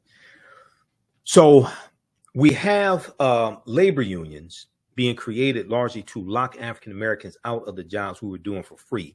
And a lot of these jobs are going to go to white immigrants coming to this country and white people who are already here.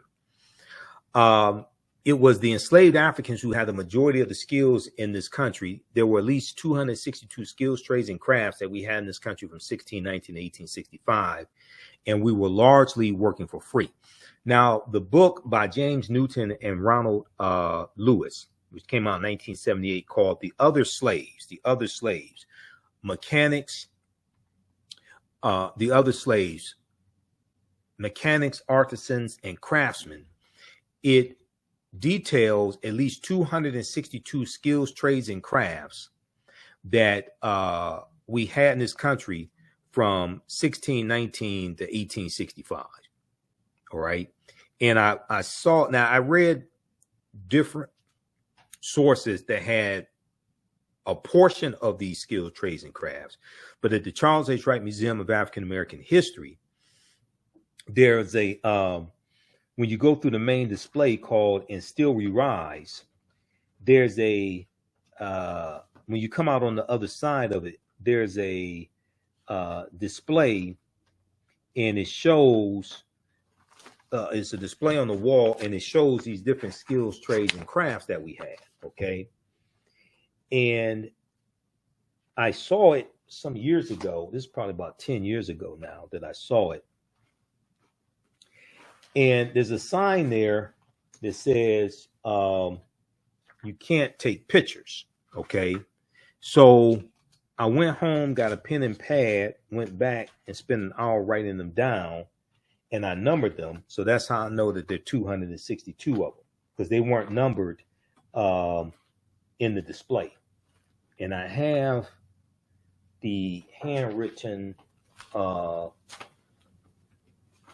copy of it somewhere here in my notes, and all my copies of the different indictments against Donald Trump and the timeline of history that we use in my Saturday class. I've got the where the hell was that? We have it here somewhere. I've got binders full of the articles that we use in the class, so I don't know where the heck it is now. I had it here. Hold on, where the hell is that? I had it recently. It was, I gotta find it. I don't know where it is. It's somewhere around here. Gotta clean up the office. What is this here? Is this? That's not it.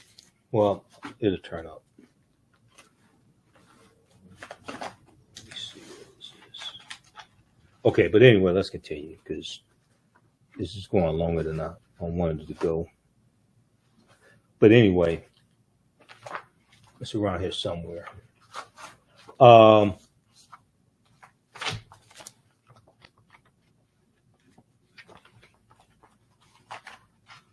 Okay, this is all stuff on Reconstruction and stuff from the Sunday class. All right, but we were anchor makers. We were artists, bakers, brick makers, barrel makers, bartenders, basket makers, beer makers, blacksmiths, bricklayers, brick makers, cabinet makers, cigar makers, etc., hemp baggers. A lot of these skills we brought with us from Africa. We were jockeys as well, because we were jockeys during slavery, and then after slavery ends, we're going to dominate the Kentucky Derby. We're going to dominate horse racing. The first Kentucky Derby ran in 1875, and it was won by a former slave named Oliver Lewis. He was 19 years old, okay, when the first Kentucky Derby ran. How many people know this? Okay, so this is some deep history that is oftentimes left out of the history books.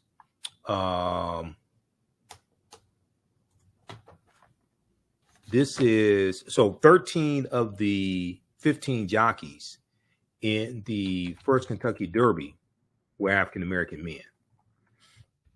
I did a lecture back in 2019 called When Black Men Dominated Horse Racing. When Black Men Dominated Horse Racing. And let's see here. I'm just going to show you something quickly here from the presentation, because it's dealing with this period of history here. Okay, so this is Oliver Lewis.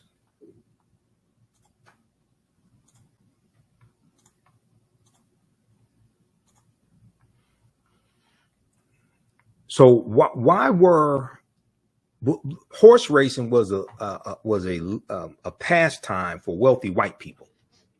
Usually poor white men weren't into horse racing. They weren't gambling on horse racing, things like this, right? They didn't own horses. They didn't own thoroughbreds, poor white men. So why did African American slaves become jockeys?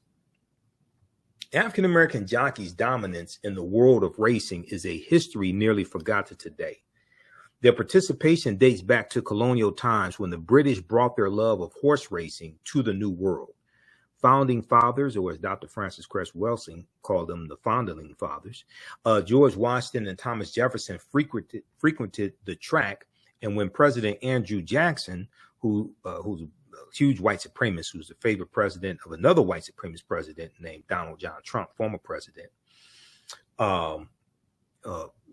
indicted co-conspirator Donald John Trump. When President Andrew Jackson moved into the White House in 1829, he brought along with him his best thoroughbreds and his black jockeys. So Andrew Jackson hated African people, but he liked us enough. He was nice enough to let us race his horses for him. Because racing was tremendously popular in the South, it is not surprising that the first black jockeys were slaves. Now, this is a picture of Oliver Lewis here. But when the first Kentucky Derby ran in 1875, May 17th, 1875, 13 of the 15 jockeys were African Americans. Among the first 28 Kentucky Derby winners, 15 of them were African American jockeys. African American jockeys excelled in the sport of horse racing in the late 1800s, but by 1921 they had disappeared from the Kentucky track and would not return until Marlon St. Julian rode in the 2000 race. So the last African American jockey to win the Kentucky Derby was Jimmy Winkfield in 1902. He won it in 1901 and 1902. This is Oliver Lewis. Oliver Lewis won the first Kentucky Derby in 1875. Okay, he was 19 years old. He was a former slave, and his horse trainer's name was Ansel Williams. I think it was Ansel Williams. And he was an older African American man and a former slave also. Oliver Lewis won the very first Kentucky Derby in 1875 aboard Aristides, the horse Aristides. In addition to this famous first, Oliver Lewis became an analyzer of racing data. His work became very influential in the forming of modern race charts. So the derbymuseum.org has a lot of historical information. This is Jimmy Winkfield. He's a two-time Kentucky Derby racer. 1901, at age 19, Jimmy Winkfield captured his first Kentucky Derby title astride a horse named Eminence. He went on to win 160 races that year. 161 races Jimmy Winkfield won in 1901, including key victories in the Latonia Derby on Hernando and Tennessee Derby, where he rode Royal Victor. Okay, and he's going to go on to race internationally, win a lot of the top races in Europe. So he won he was the last African American jockey to win a Kentucky Derby that was in 1902. You have William Walker. He was a Kentucky Derby winner as well. And he turns pro at 17. I think he was 17 years old when he turns pro. He wins the Kentucky Derby in 1877. You have Isaac Murphy. Isaac Murphy won the Kentucky Derby 3 times, 1884, 1890, and 1891. Okay, so there's a whole deep, rich history of African-American jockeys that is largely forgotten, All right. Now, let's go back to this one here. Main presentation. Let's close out this one here on jockeys. Let's go back to this one here.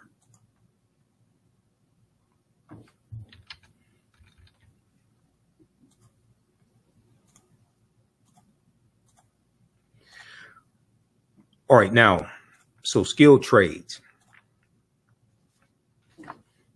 Let's look at the labor union of the late 1800s. And there's a book that I'm referencing also called How White Folks Got So Rich, The Untold Story of American White Supremacy, the 3rd edition. How White Folks Got So Rich, The Untold Story of American White Supremacy. Check out this book. It's a small but powerful book. And it's similar to Black Labor, White Wealth by Dr. Claude Anderson, who's one of my teachers also, Dr. Claude Anderson.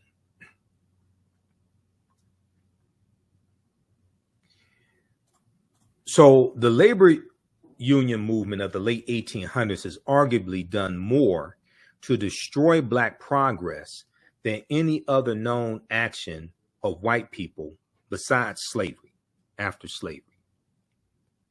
Yet it is almost totally invisible in African American history.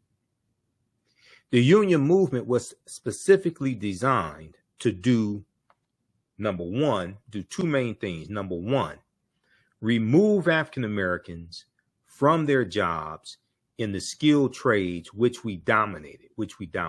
Number 2, install in those jobs the European immigrants who were flooding into America by the millions. Okay. And these European immigrants also are going to be exploited by these corporations in these factories. Now, scholars attribute the rapid success of immigrant groups directly to these advantages they received through their membership in the American trade unions. Read pages 37 through 38 of How White Folks Got So Rich, The Untold Story of American White Supremacy, the 3rd edition. And let's see here. I want to make sure I cover all this here. We have this here. Okay. So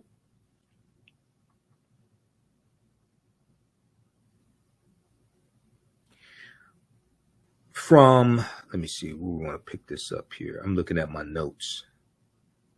Okay, let me go to my notes here for this. Just bear with me because I'm switching between articles, notes, and some other stuff here. Okay, so I'll show you my notes here because I have 10 pages of notes, but we'll go to it here on the screen share right here. This is what I want to go to. After slavery ends.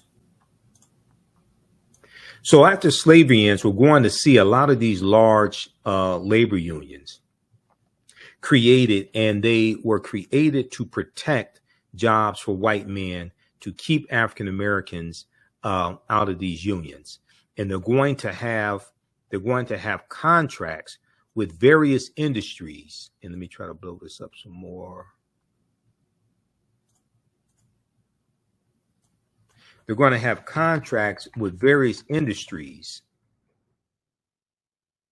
that you can only hire white men that belong to these unions, then, and this is to lock African Americans out of these jobs. Then from about 1866 to 1880, we're going to see about 12 million European immigrants come to the United States. Okay. And a lot of the jobs that they got should have gone to African Americans because we were the ones doing the work.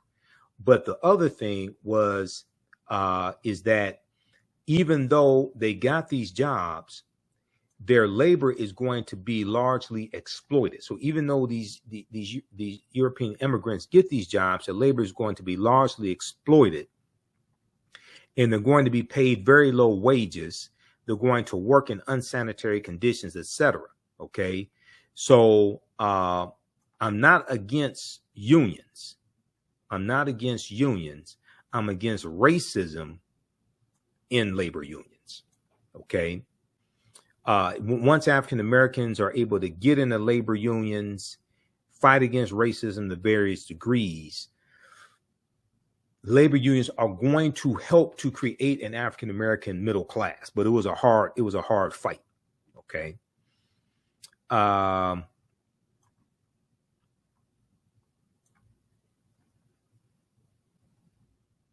Labor unions have done a lot of good things, but when we look at the origins of a lot of these labor unions, it comes out of white supremacy and racism, and it comes out of a need to lock African Americans out of these opportunities.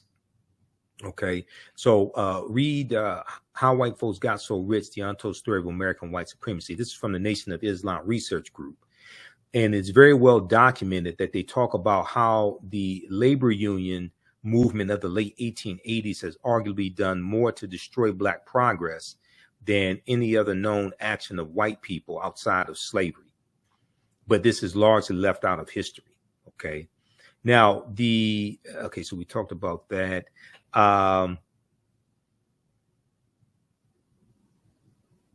While historians have misrepresented Blacks in slavery as being mere field hands, African Americans held a virtual monopoly on almost all skilled and unskilled labor. Okay, we were the engineers, shipbuilders, tailors, shoemakers, carpenters, etc.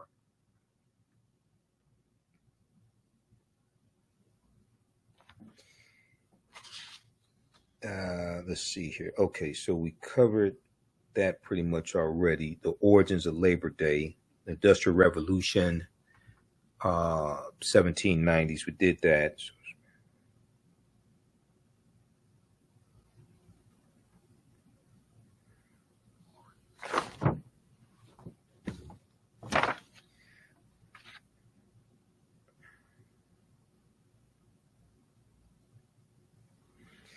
So as manufacturing increasingly replaces an agricultural basis, as the wellspring of American employment, labor unions, which had first appeared in the late 18th century, which is the late 1700s, we're going to first see labor unions we're going to see a lot of small labor unions. Then they're going to grow more prominent after slavery ends. And they become more vocal because because you're replacing a agricultural basis with a manufacturing basis.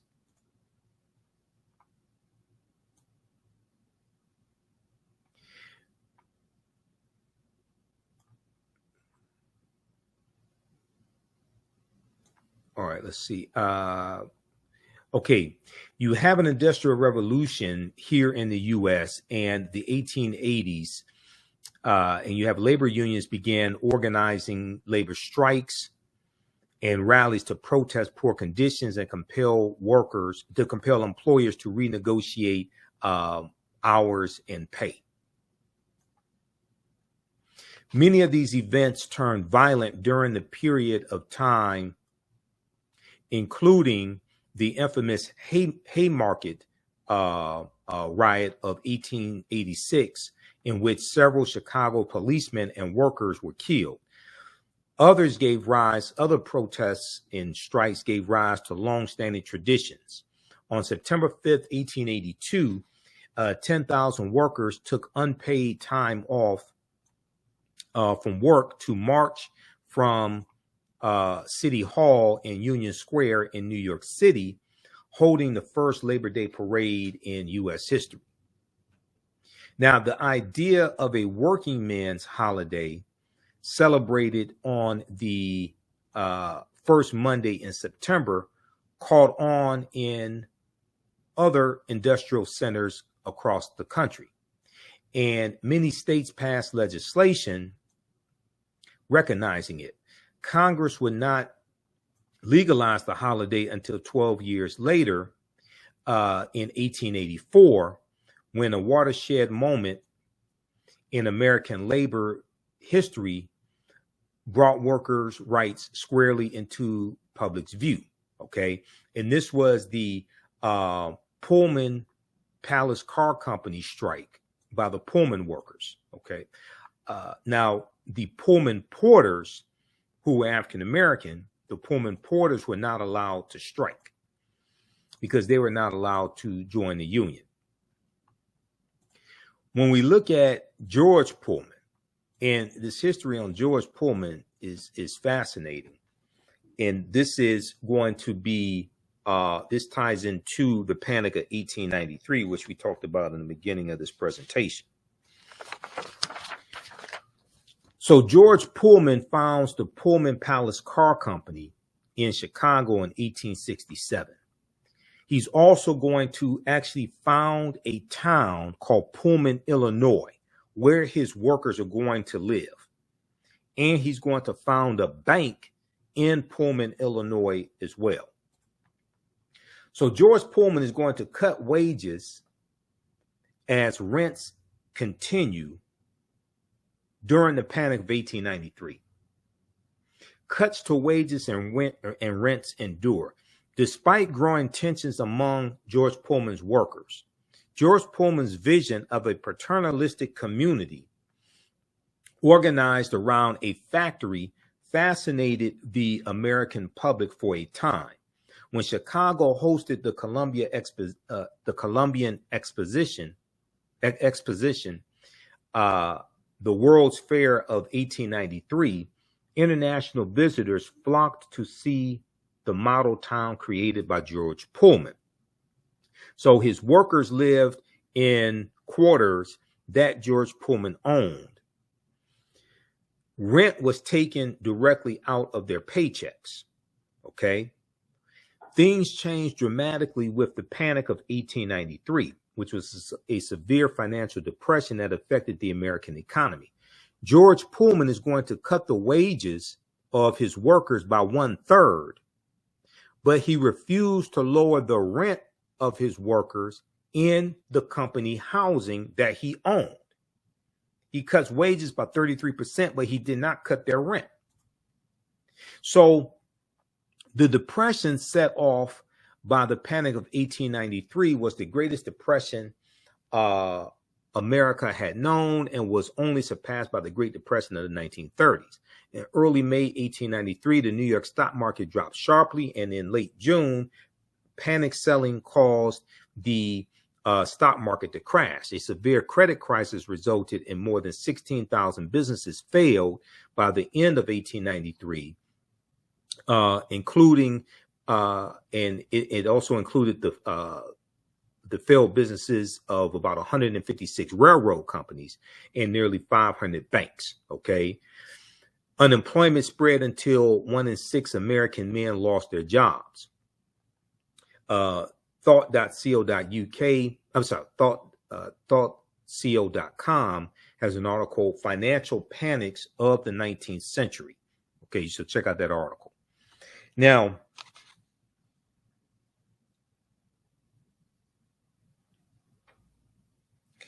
the town just outside of Chicago had been built as a utopian for George Pullman's workers.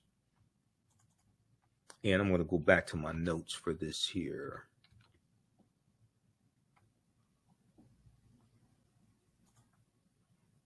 Okay, how you doing, Trinace?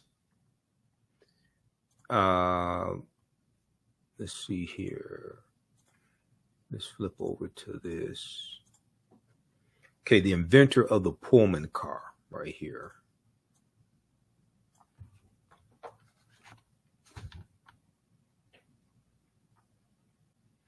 Okay, so George Pullman, who was the inventor of the Pullman car, which was a sleeping car on railroads that, you know, because people are traveling across the country. They're not flying at this time. They're traveling across the country by railroad. Okay.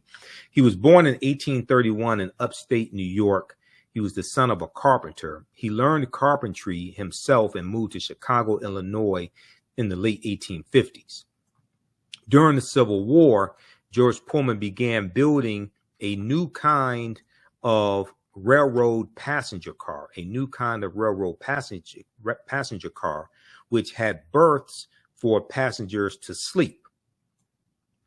Pullman's cars became popular with the railroads, and in 1867, he formed the Pullman Palace Car Company, Okay. He was the creator of the railroad sleeping car, and he's going to found a town in Pullman, Illinois for his, he's going to found a town in Illinois called Pullman, Illinois. He founded this town for his employees. The town just outside of Chicago had been built as a utopian home for George Pullman's workers, but the utopia was designed to serve George Pullman above all others, according to PBS.org, Public Broadcasting System. Quote, its residents all worked for the Pullman Company, PBS notes. Quote, their paychecks drawn from Pullman Bank, because he owned a bank, and their rent set by George Pullman deducted automatically from their weekly paychecks, end quote. From 1880 to 1893, all seemed well in Pullman Town until an economic depression prompted George Pullman to cut his employees' wages, even though their rents remained the same. The workers walked out. In solidarity, members of the American Railway Union, founded by fiery socialist Eugene Debs, according to Time magazine, the American Railway Company took up the cause of the George Pullman workers who are striking, and the 150,000 members of the American Railway Union refused to work on trains carrying George Pullman's sleeping cars, prompting a nationwide transportation nightmare. Now, you may have heard the name Eugene Debs recently in the media behind the indictments of Donald Trump, because people are saying that Donald Trump can still run for president from prison. And a precedence for this would be when Eugene Debs ran for president he ran for United States president representing the Socialist Party, and he ran for president from prison. So when you hear about Eugene Debs, the socialist, running for president from prison, this is who they're talking about. Eugene Debs was the president of the American Railway Union, who joined in 1893, his union joined along with the Pullman worker strikers in this strike against George Pullman.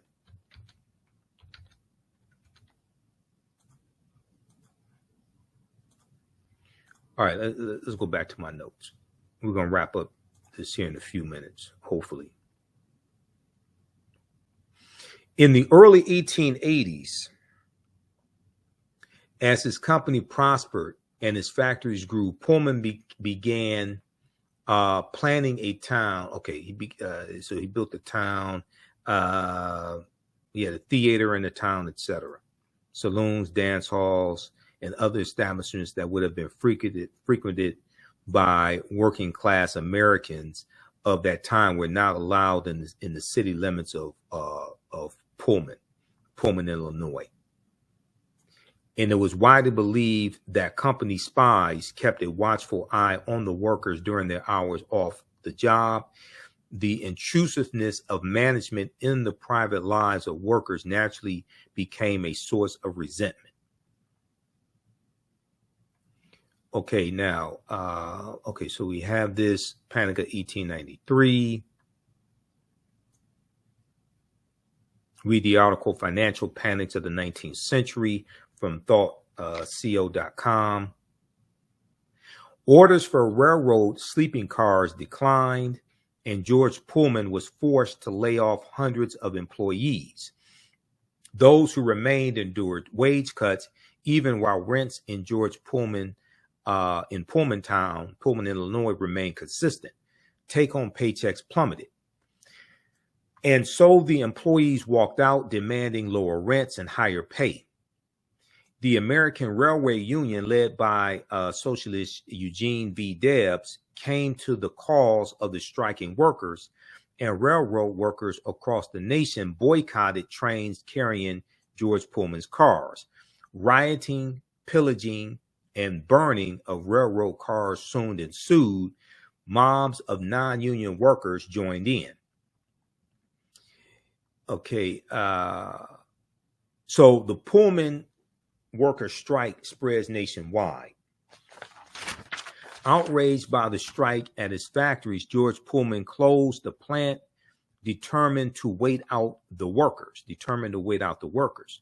Pullman's stubborn strategy might have worked except for the American Railway Union members who joined in the strike. Now, the strike instantly became a national issue, and President Grover Cleveland, who won the presidential election, who just been elected president again, because he's the only president to win 2 non-consecutive terms. Benjamin Harrison was the president in 1893. Then Stephen Grover Cleveland wins the election, becomes president again. President Stephen Grover Cleveland, faced with nervous railroad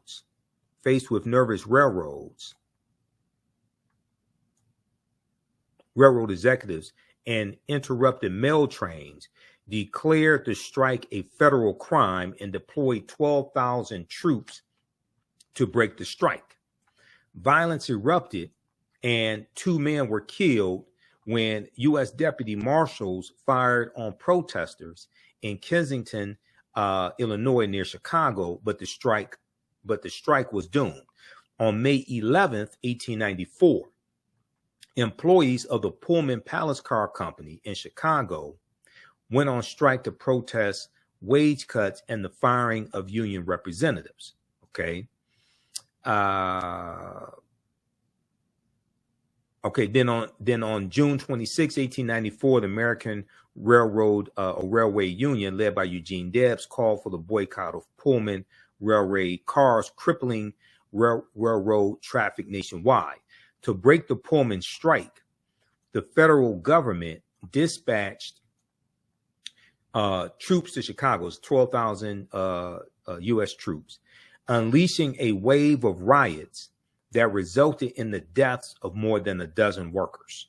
Okay, so there was bloodshed in the streets behind this strike, this nationwide strike.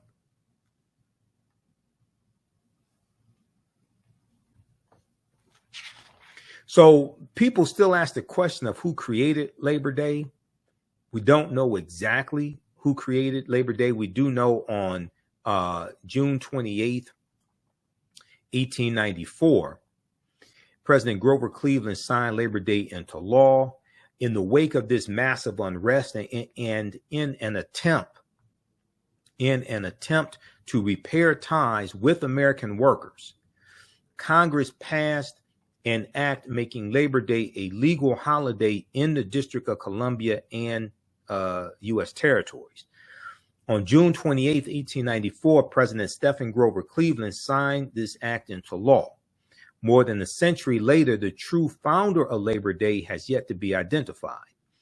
Many credit Peter J. McGuire, co-founder of the American Federation of Labor, while others have suggested that Matthew McGuire, M-A-G-U-I-R-E, a secretary of the Central Labor Union, with first proposing the holiday.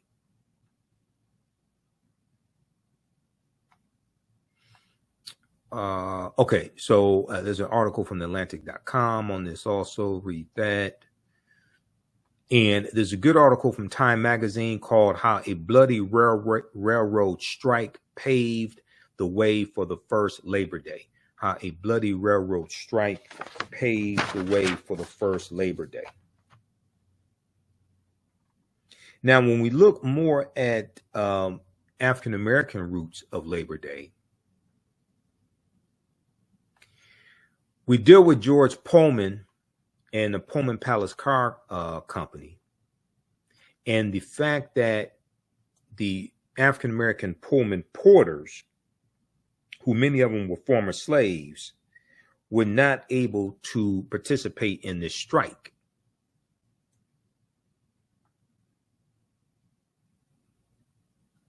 When a Pullman car was leased to a railroad, it was equipped with highly trained porters to serve the travelers.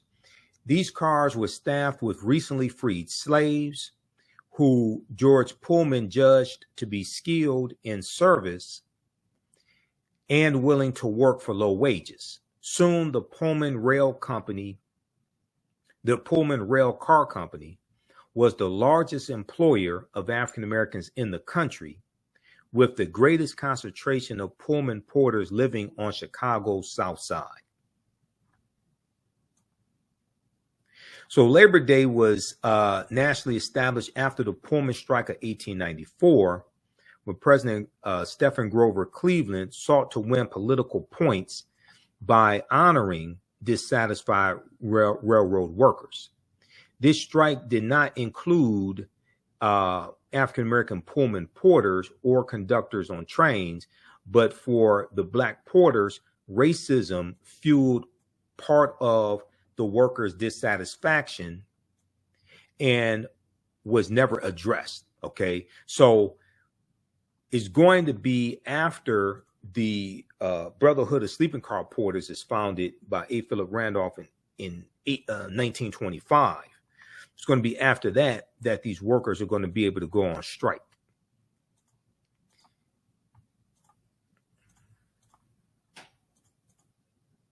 Okay, so A. Phillip Randolph and president of the Brotherhood of Sleeping Car Porters.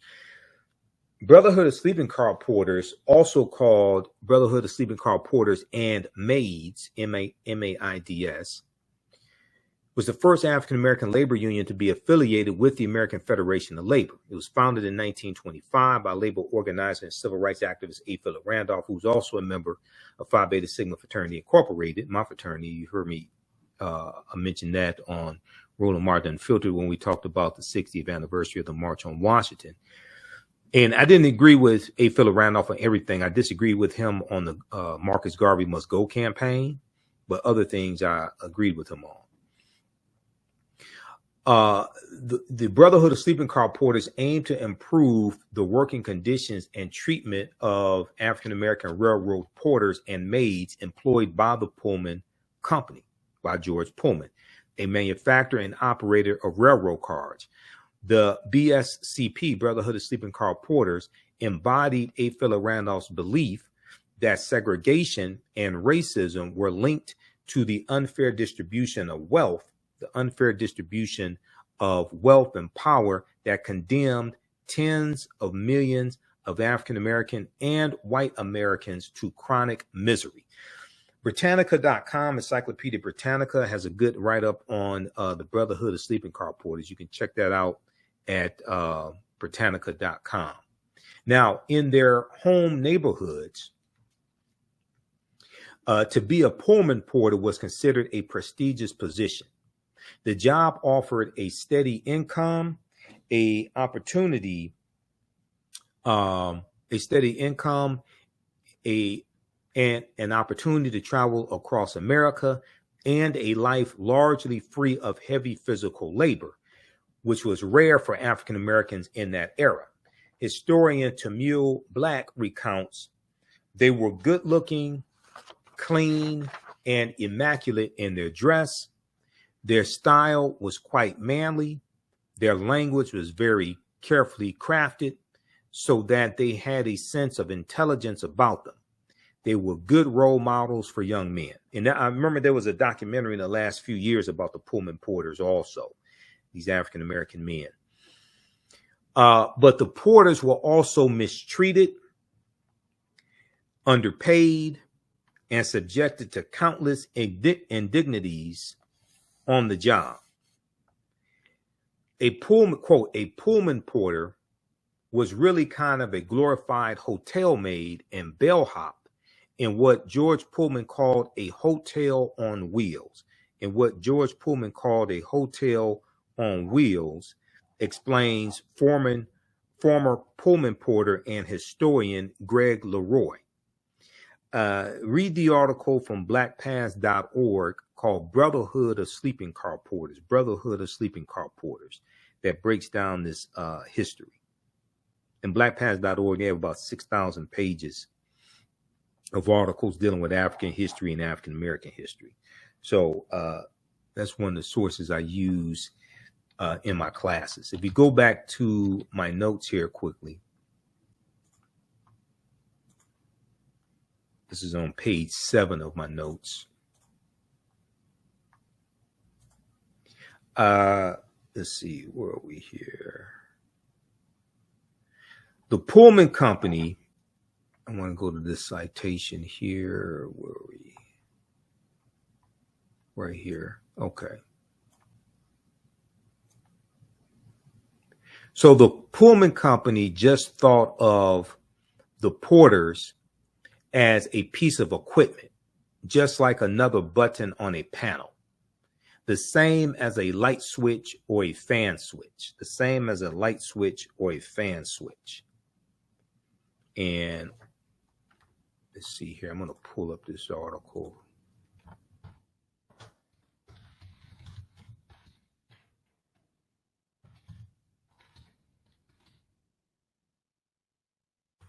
Blackpast.org.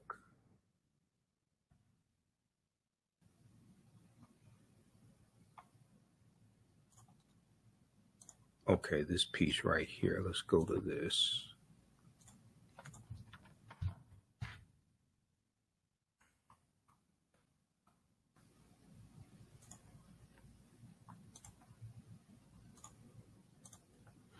Brotherhood of Sleeping Car Porters, 1925 to 1978.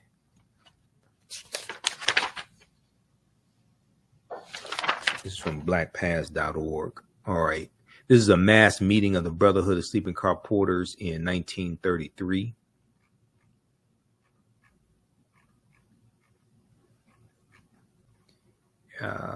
Let's see. I want...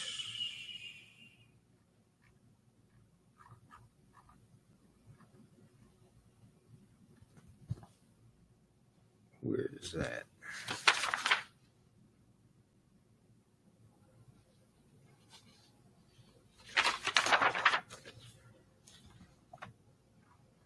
Okay, I'm not sure what that is. Okay, check out this article here. I'm just going to go back to my notes.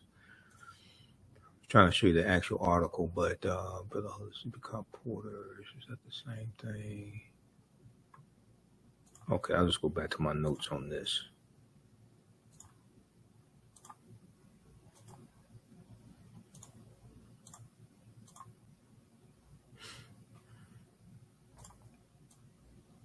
Okay, so the Pullman Company just thought of the Pullman Porters as a piece of equipment, just like another button on a panel. The same as a light switch or a fan switch, end quote. George Pullman demanded 400 hours a month or 11,000 miles. Okay, 400 hours a month or 11,000 miles from his Pullman porters, sometimes as much as 20 hours at a stretch, and he paid them ridiculously low wages. So in 1926, an average, they were paid an average of $810 a year in 1926. That's about $7,500 in today's dollars. Quote, it did not pay a livable wage, but they made a living with tips that they got because the salary was nothing, says Lynn Hughes of the A. Phillip Randolph Pullman Porter Museum, the A. Phillip Randolph Pullman Porter Museum. The company expected its employees to pay for their own meals, supply their own uniforms, and supply their own shoe polish, and allow them only short naps on couches in the smoking car. Disgruntled Pullman porters began to question the situation and decided to take on the enormously powerful company.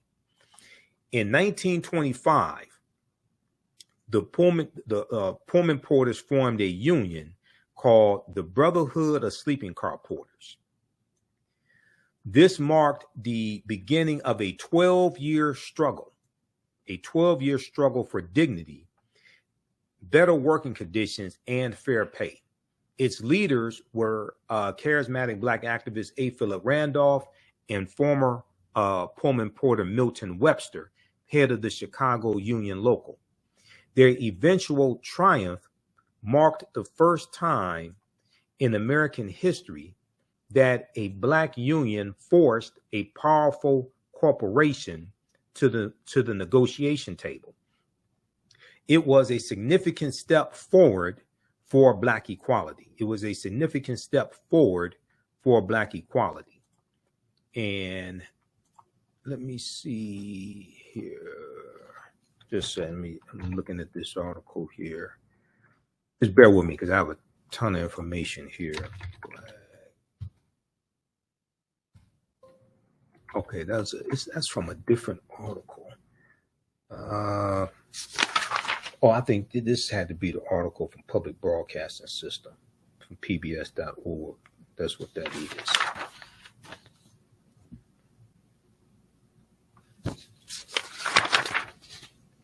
That was Tamil Black. So that was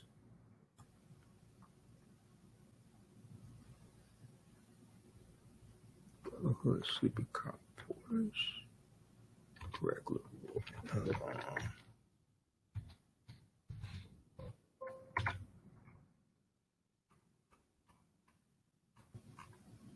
Okay. This is one of these articles. But we've got the I've got the notes here, so that's fine. We'll just roll with that. Okay, let's continue.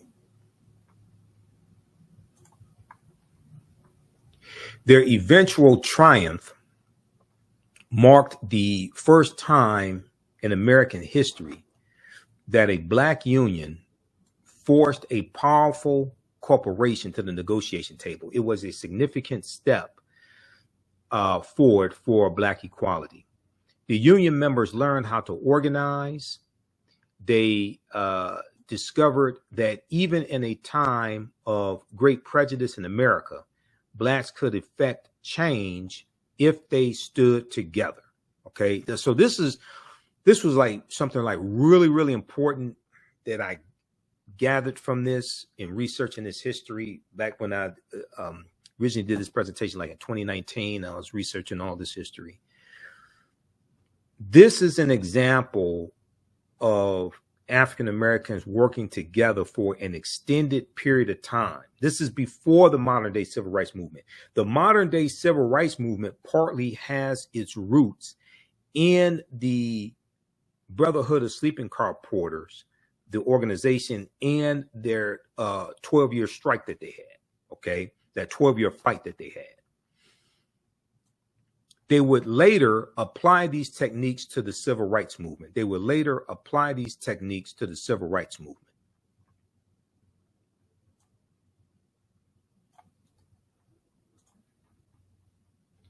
We know that A. Phillip Randolph is going to become instrumental in the modern day civil rights movement.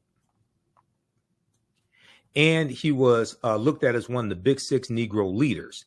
So Negro leaders also. So the union members of the Brotherhood of Sleeping Car Porter learned how to organize and negotiate. And I'm going to try to pull something else up as well.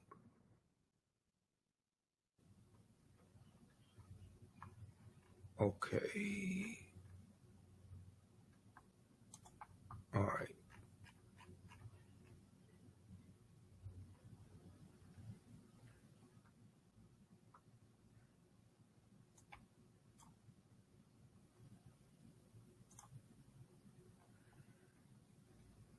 Okay, so they learn how to negotiate, learn how to organize and negotiate as well.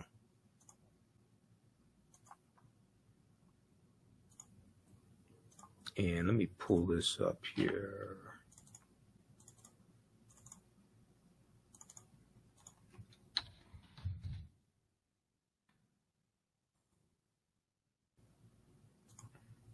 Okay, we'll go back to that. Just give me a minute.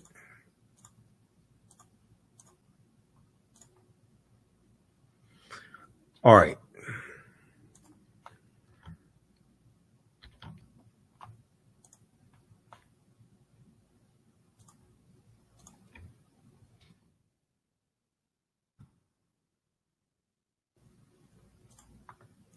Okay, so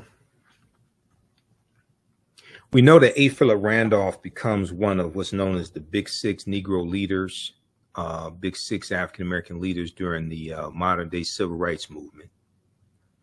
He's one of the architects of the March on Washington. And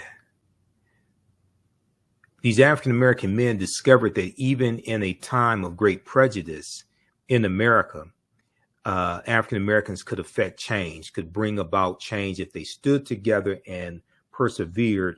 Once again,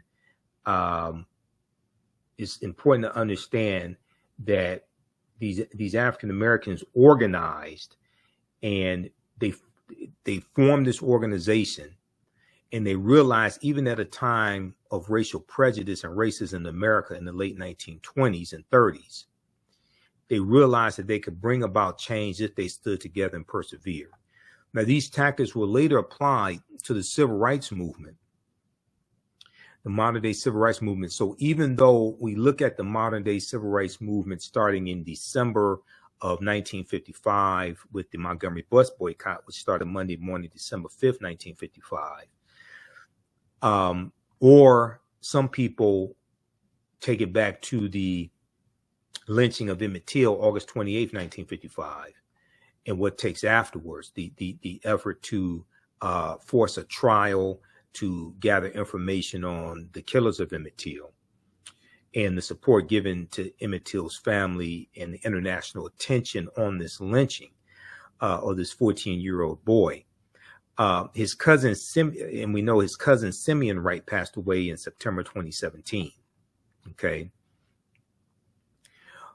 But we see the seeds of the modern day civil rights movement in the fight of the Brotherhood of Sleeping Car Porters.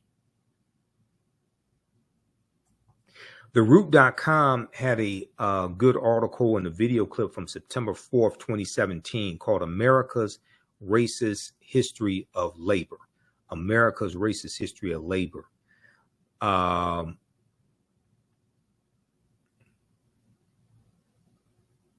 So you can check that out also, America's Racist History of Labor.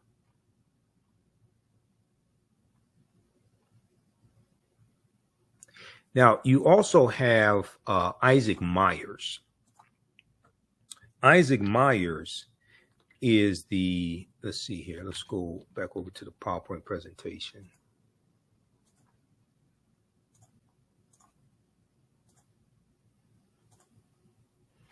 Isaac Myers was the president of the Colored National Labor Union in 1869. Colored National Labor Union. So Isaac Myers was a mason, brick mason, labor leader, born in Baltimore, January 13th, 1835. He was the son of free African-American parents, but grew up in a slave state of Maryland. Isaac Myers received his early education from a private day school of a local clergyman named Reverend John Forty. Since the state of Maryland provided no public education for African-American children at the time, at age 16, Isaac Myers became an apprentice to James Jackson, who was a prominent African-American Baltimore ship caulker. 4 years later, Isaac Myers was supervising the caulking of clipper ships operating out of Baltimore. The newly created union, now,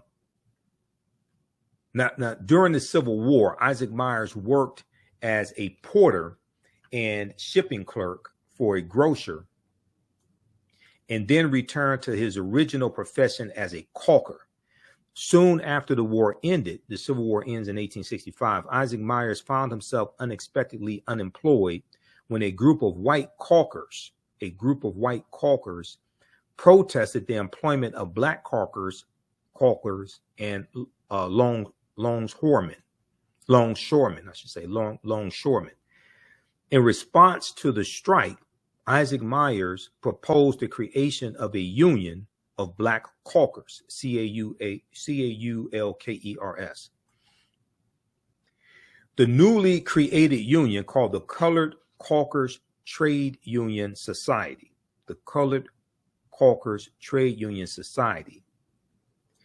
decided to form a cooperative company that would own a shipyard and railroad. Okay, and we have a deep, rich history of cooperatives, cooperative economics. Dr. Jessica Gordon Nimhard's book, Collective Courage, breaks down this history. This is one of the books that we use in my online history classes. Also, this book here, Collective Courage, A History of African-American Cooperative Economic Thought and Practice. Collective Courage, A History of Cooperative Economic Thought and Practice by Jessica Gordon Nimhard. And the concept of the cooperatives, these were principles that we brought with us from Africa.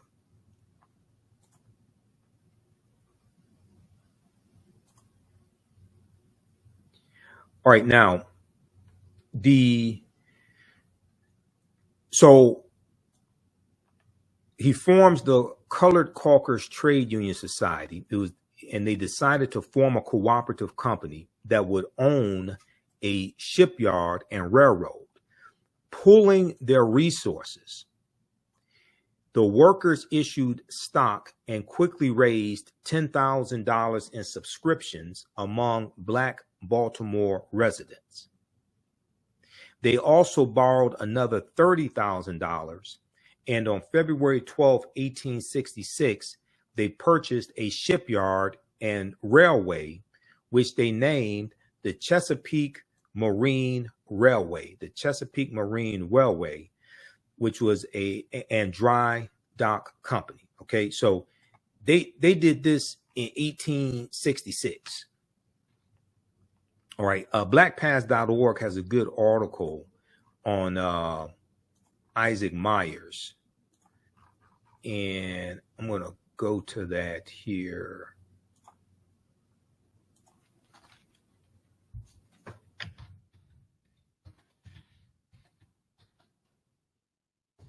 Let me pull this up. Isaac Myers.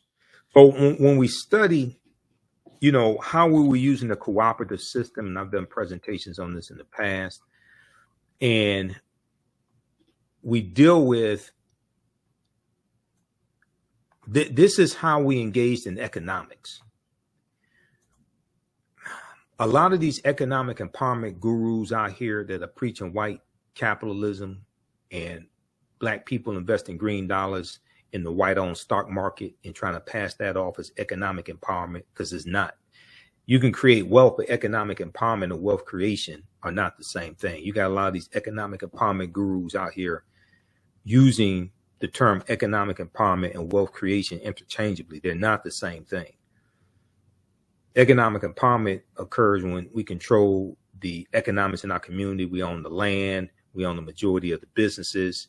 We own the gas stations, radio stations, grocery stores, dry cleaners, multi-story buildings, etc., on the newspapers, the media in our community. That's economic empowerment. We could all have stock portfolios. I want to make sure everybody understands this.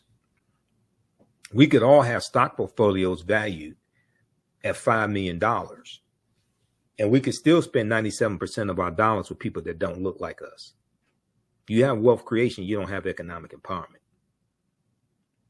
And there are a lot of economic empowerment gurus, or whatever they want to call themselves, out here using the terms interchangeably. They're not the same thing. I'm not against wealth creation, but we have to be clear on what we're doing. Black people investing green dollars in white-owned corporations is not economic empowerment.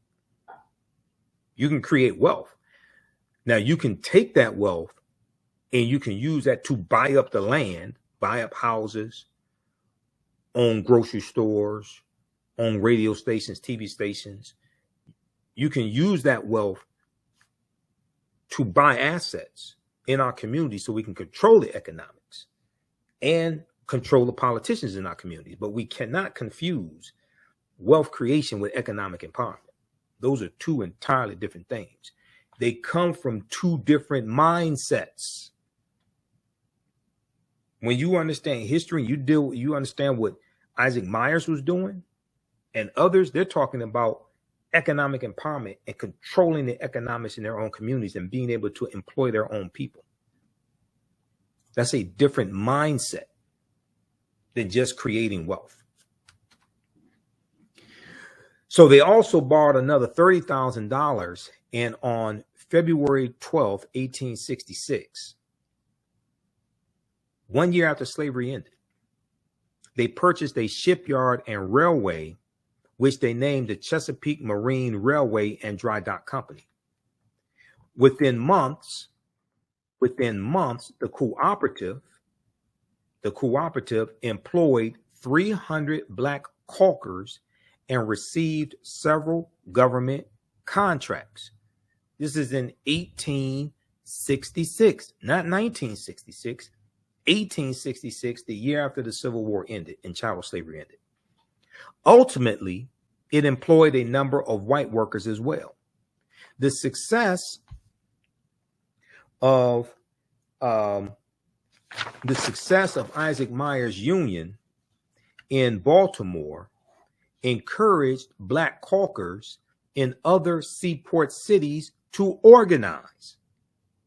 It also caught the attention of the National Labor Union Executive Committee. The National Labor Union, which was founded in 1866, largely to lock African Americans out of the jobs that we have been doing for free. In 1869, the National Labor Union invited Isaac Myers Colored Caulkers Trade Union Society to its annual convention meeting in Philadelphia. The National Labor Union declared it would welcome African American unions to its federation. Meanwhile, Isaac Myers was elected president of the Colored National Labor Union, the first organization of its type in U.S. history. Isaac Myers appealed to black workers to join unions and called on white unions to accept them as full members.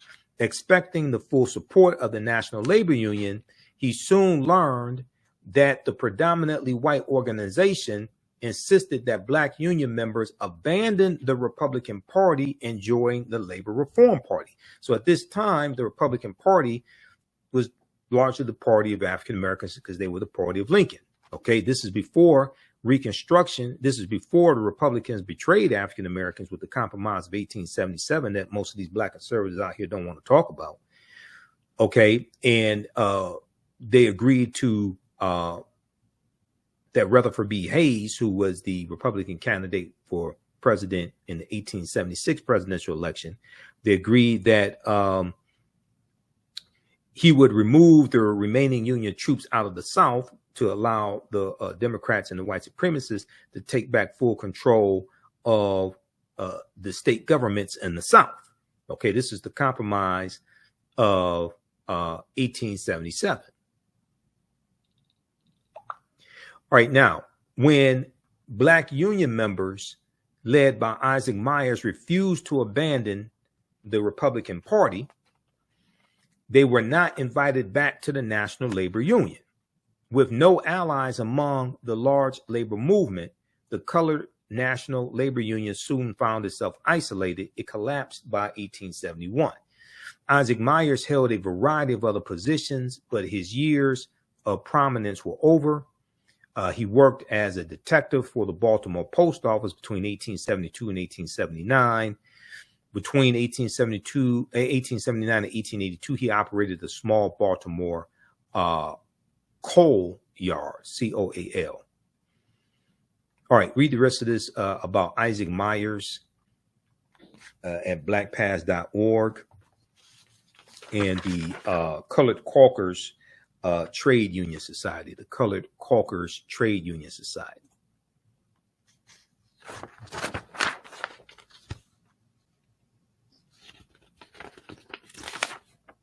Now, Frederick Douglass was vice president of a colored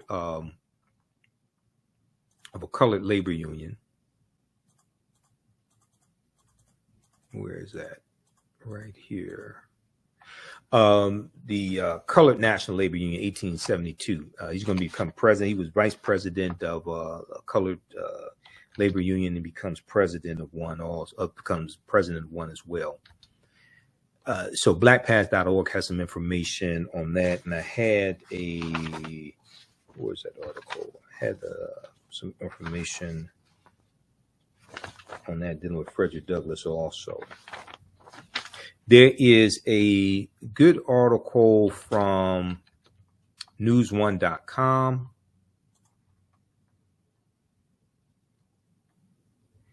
That deals with, where is that? Oh, it's five black-led labor unions that paved the way for black workers' rights.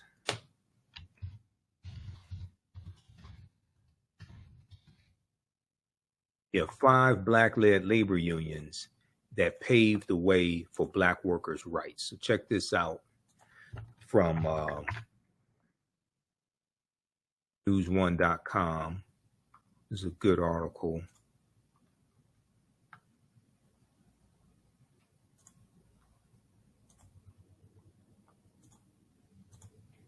So for the sake of time, I'm not going to go through this. This is from September 5th, 2022. 5 black labor unions that paved the way for black workers' rights. And I want to close out this ad. They talk about the, let's see here. Brotherhood of Sleeping Car Porters. They talk about the Brotherhood of Sleeping Car Porters. The Colored National Labor Union. The Colored National Labor Union. Waiting for this to keep loading. Okay. Colored National Labor Union. They talk about the Coalition of Black Trade Unionists, the National Domestic Workers Union, and the American League of Colored Laborers. The American League of Colored Laborers. Okay, led by Frederick Douglass, created in 1850. The American League of Colored Laborers. Okay, so you can check that out as well. 5 black-led labor unions that have paved the way for black workers' rights.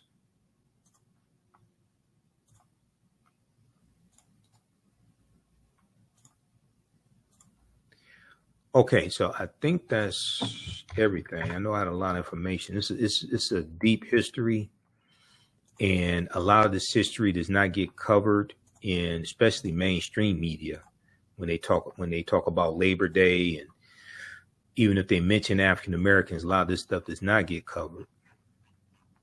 So since I have my own platform and I'm a historian, I want to make sure we covered it here today. So hopefully you learned a lot.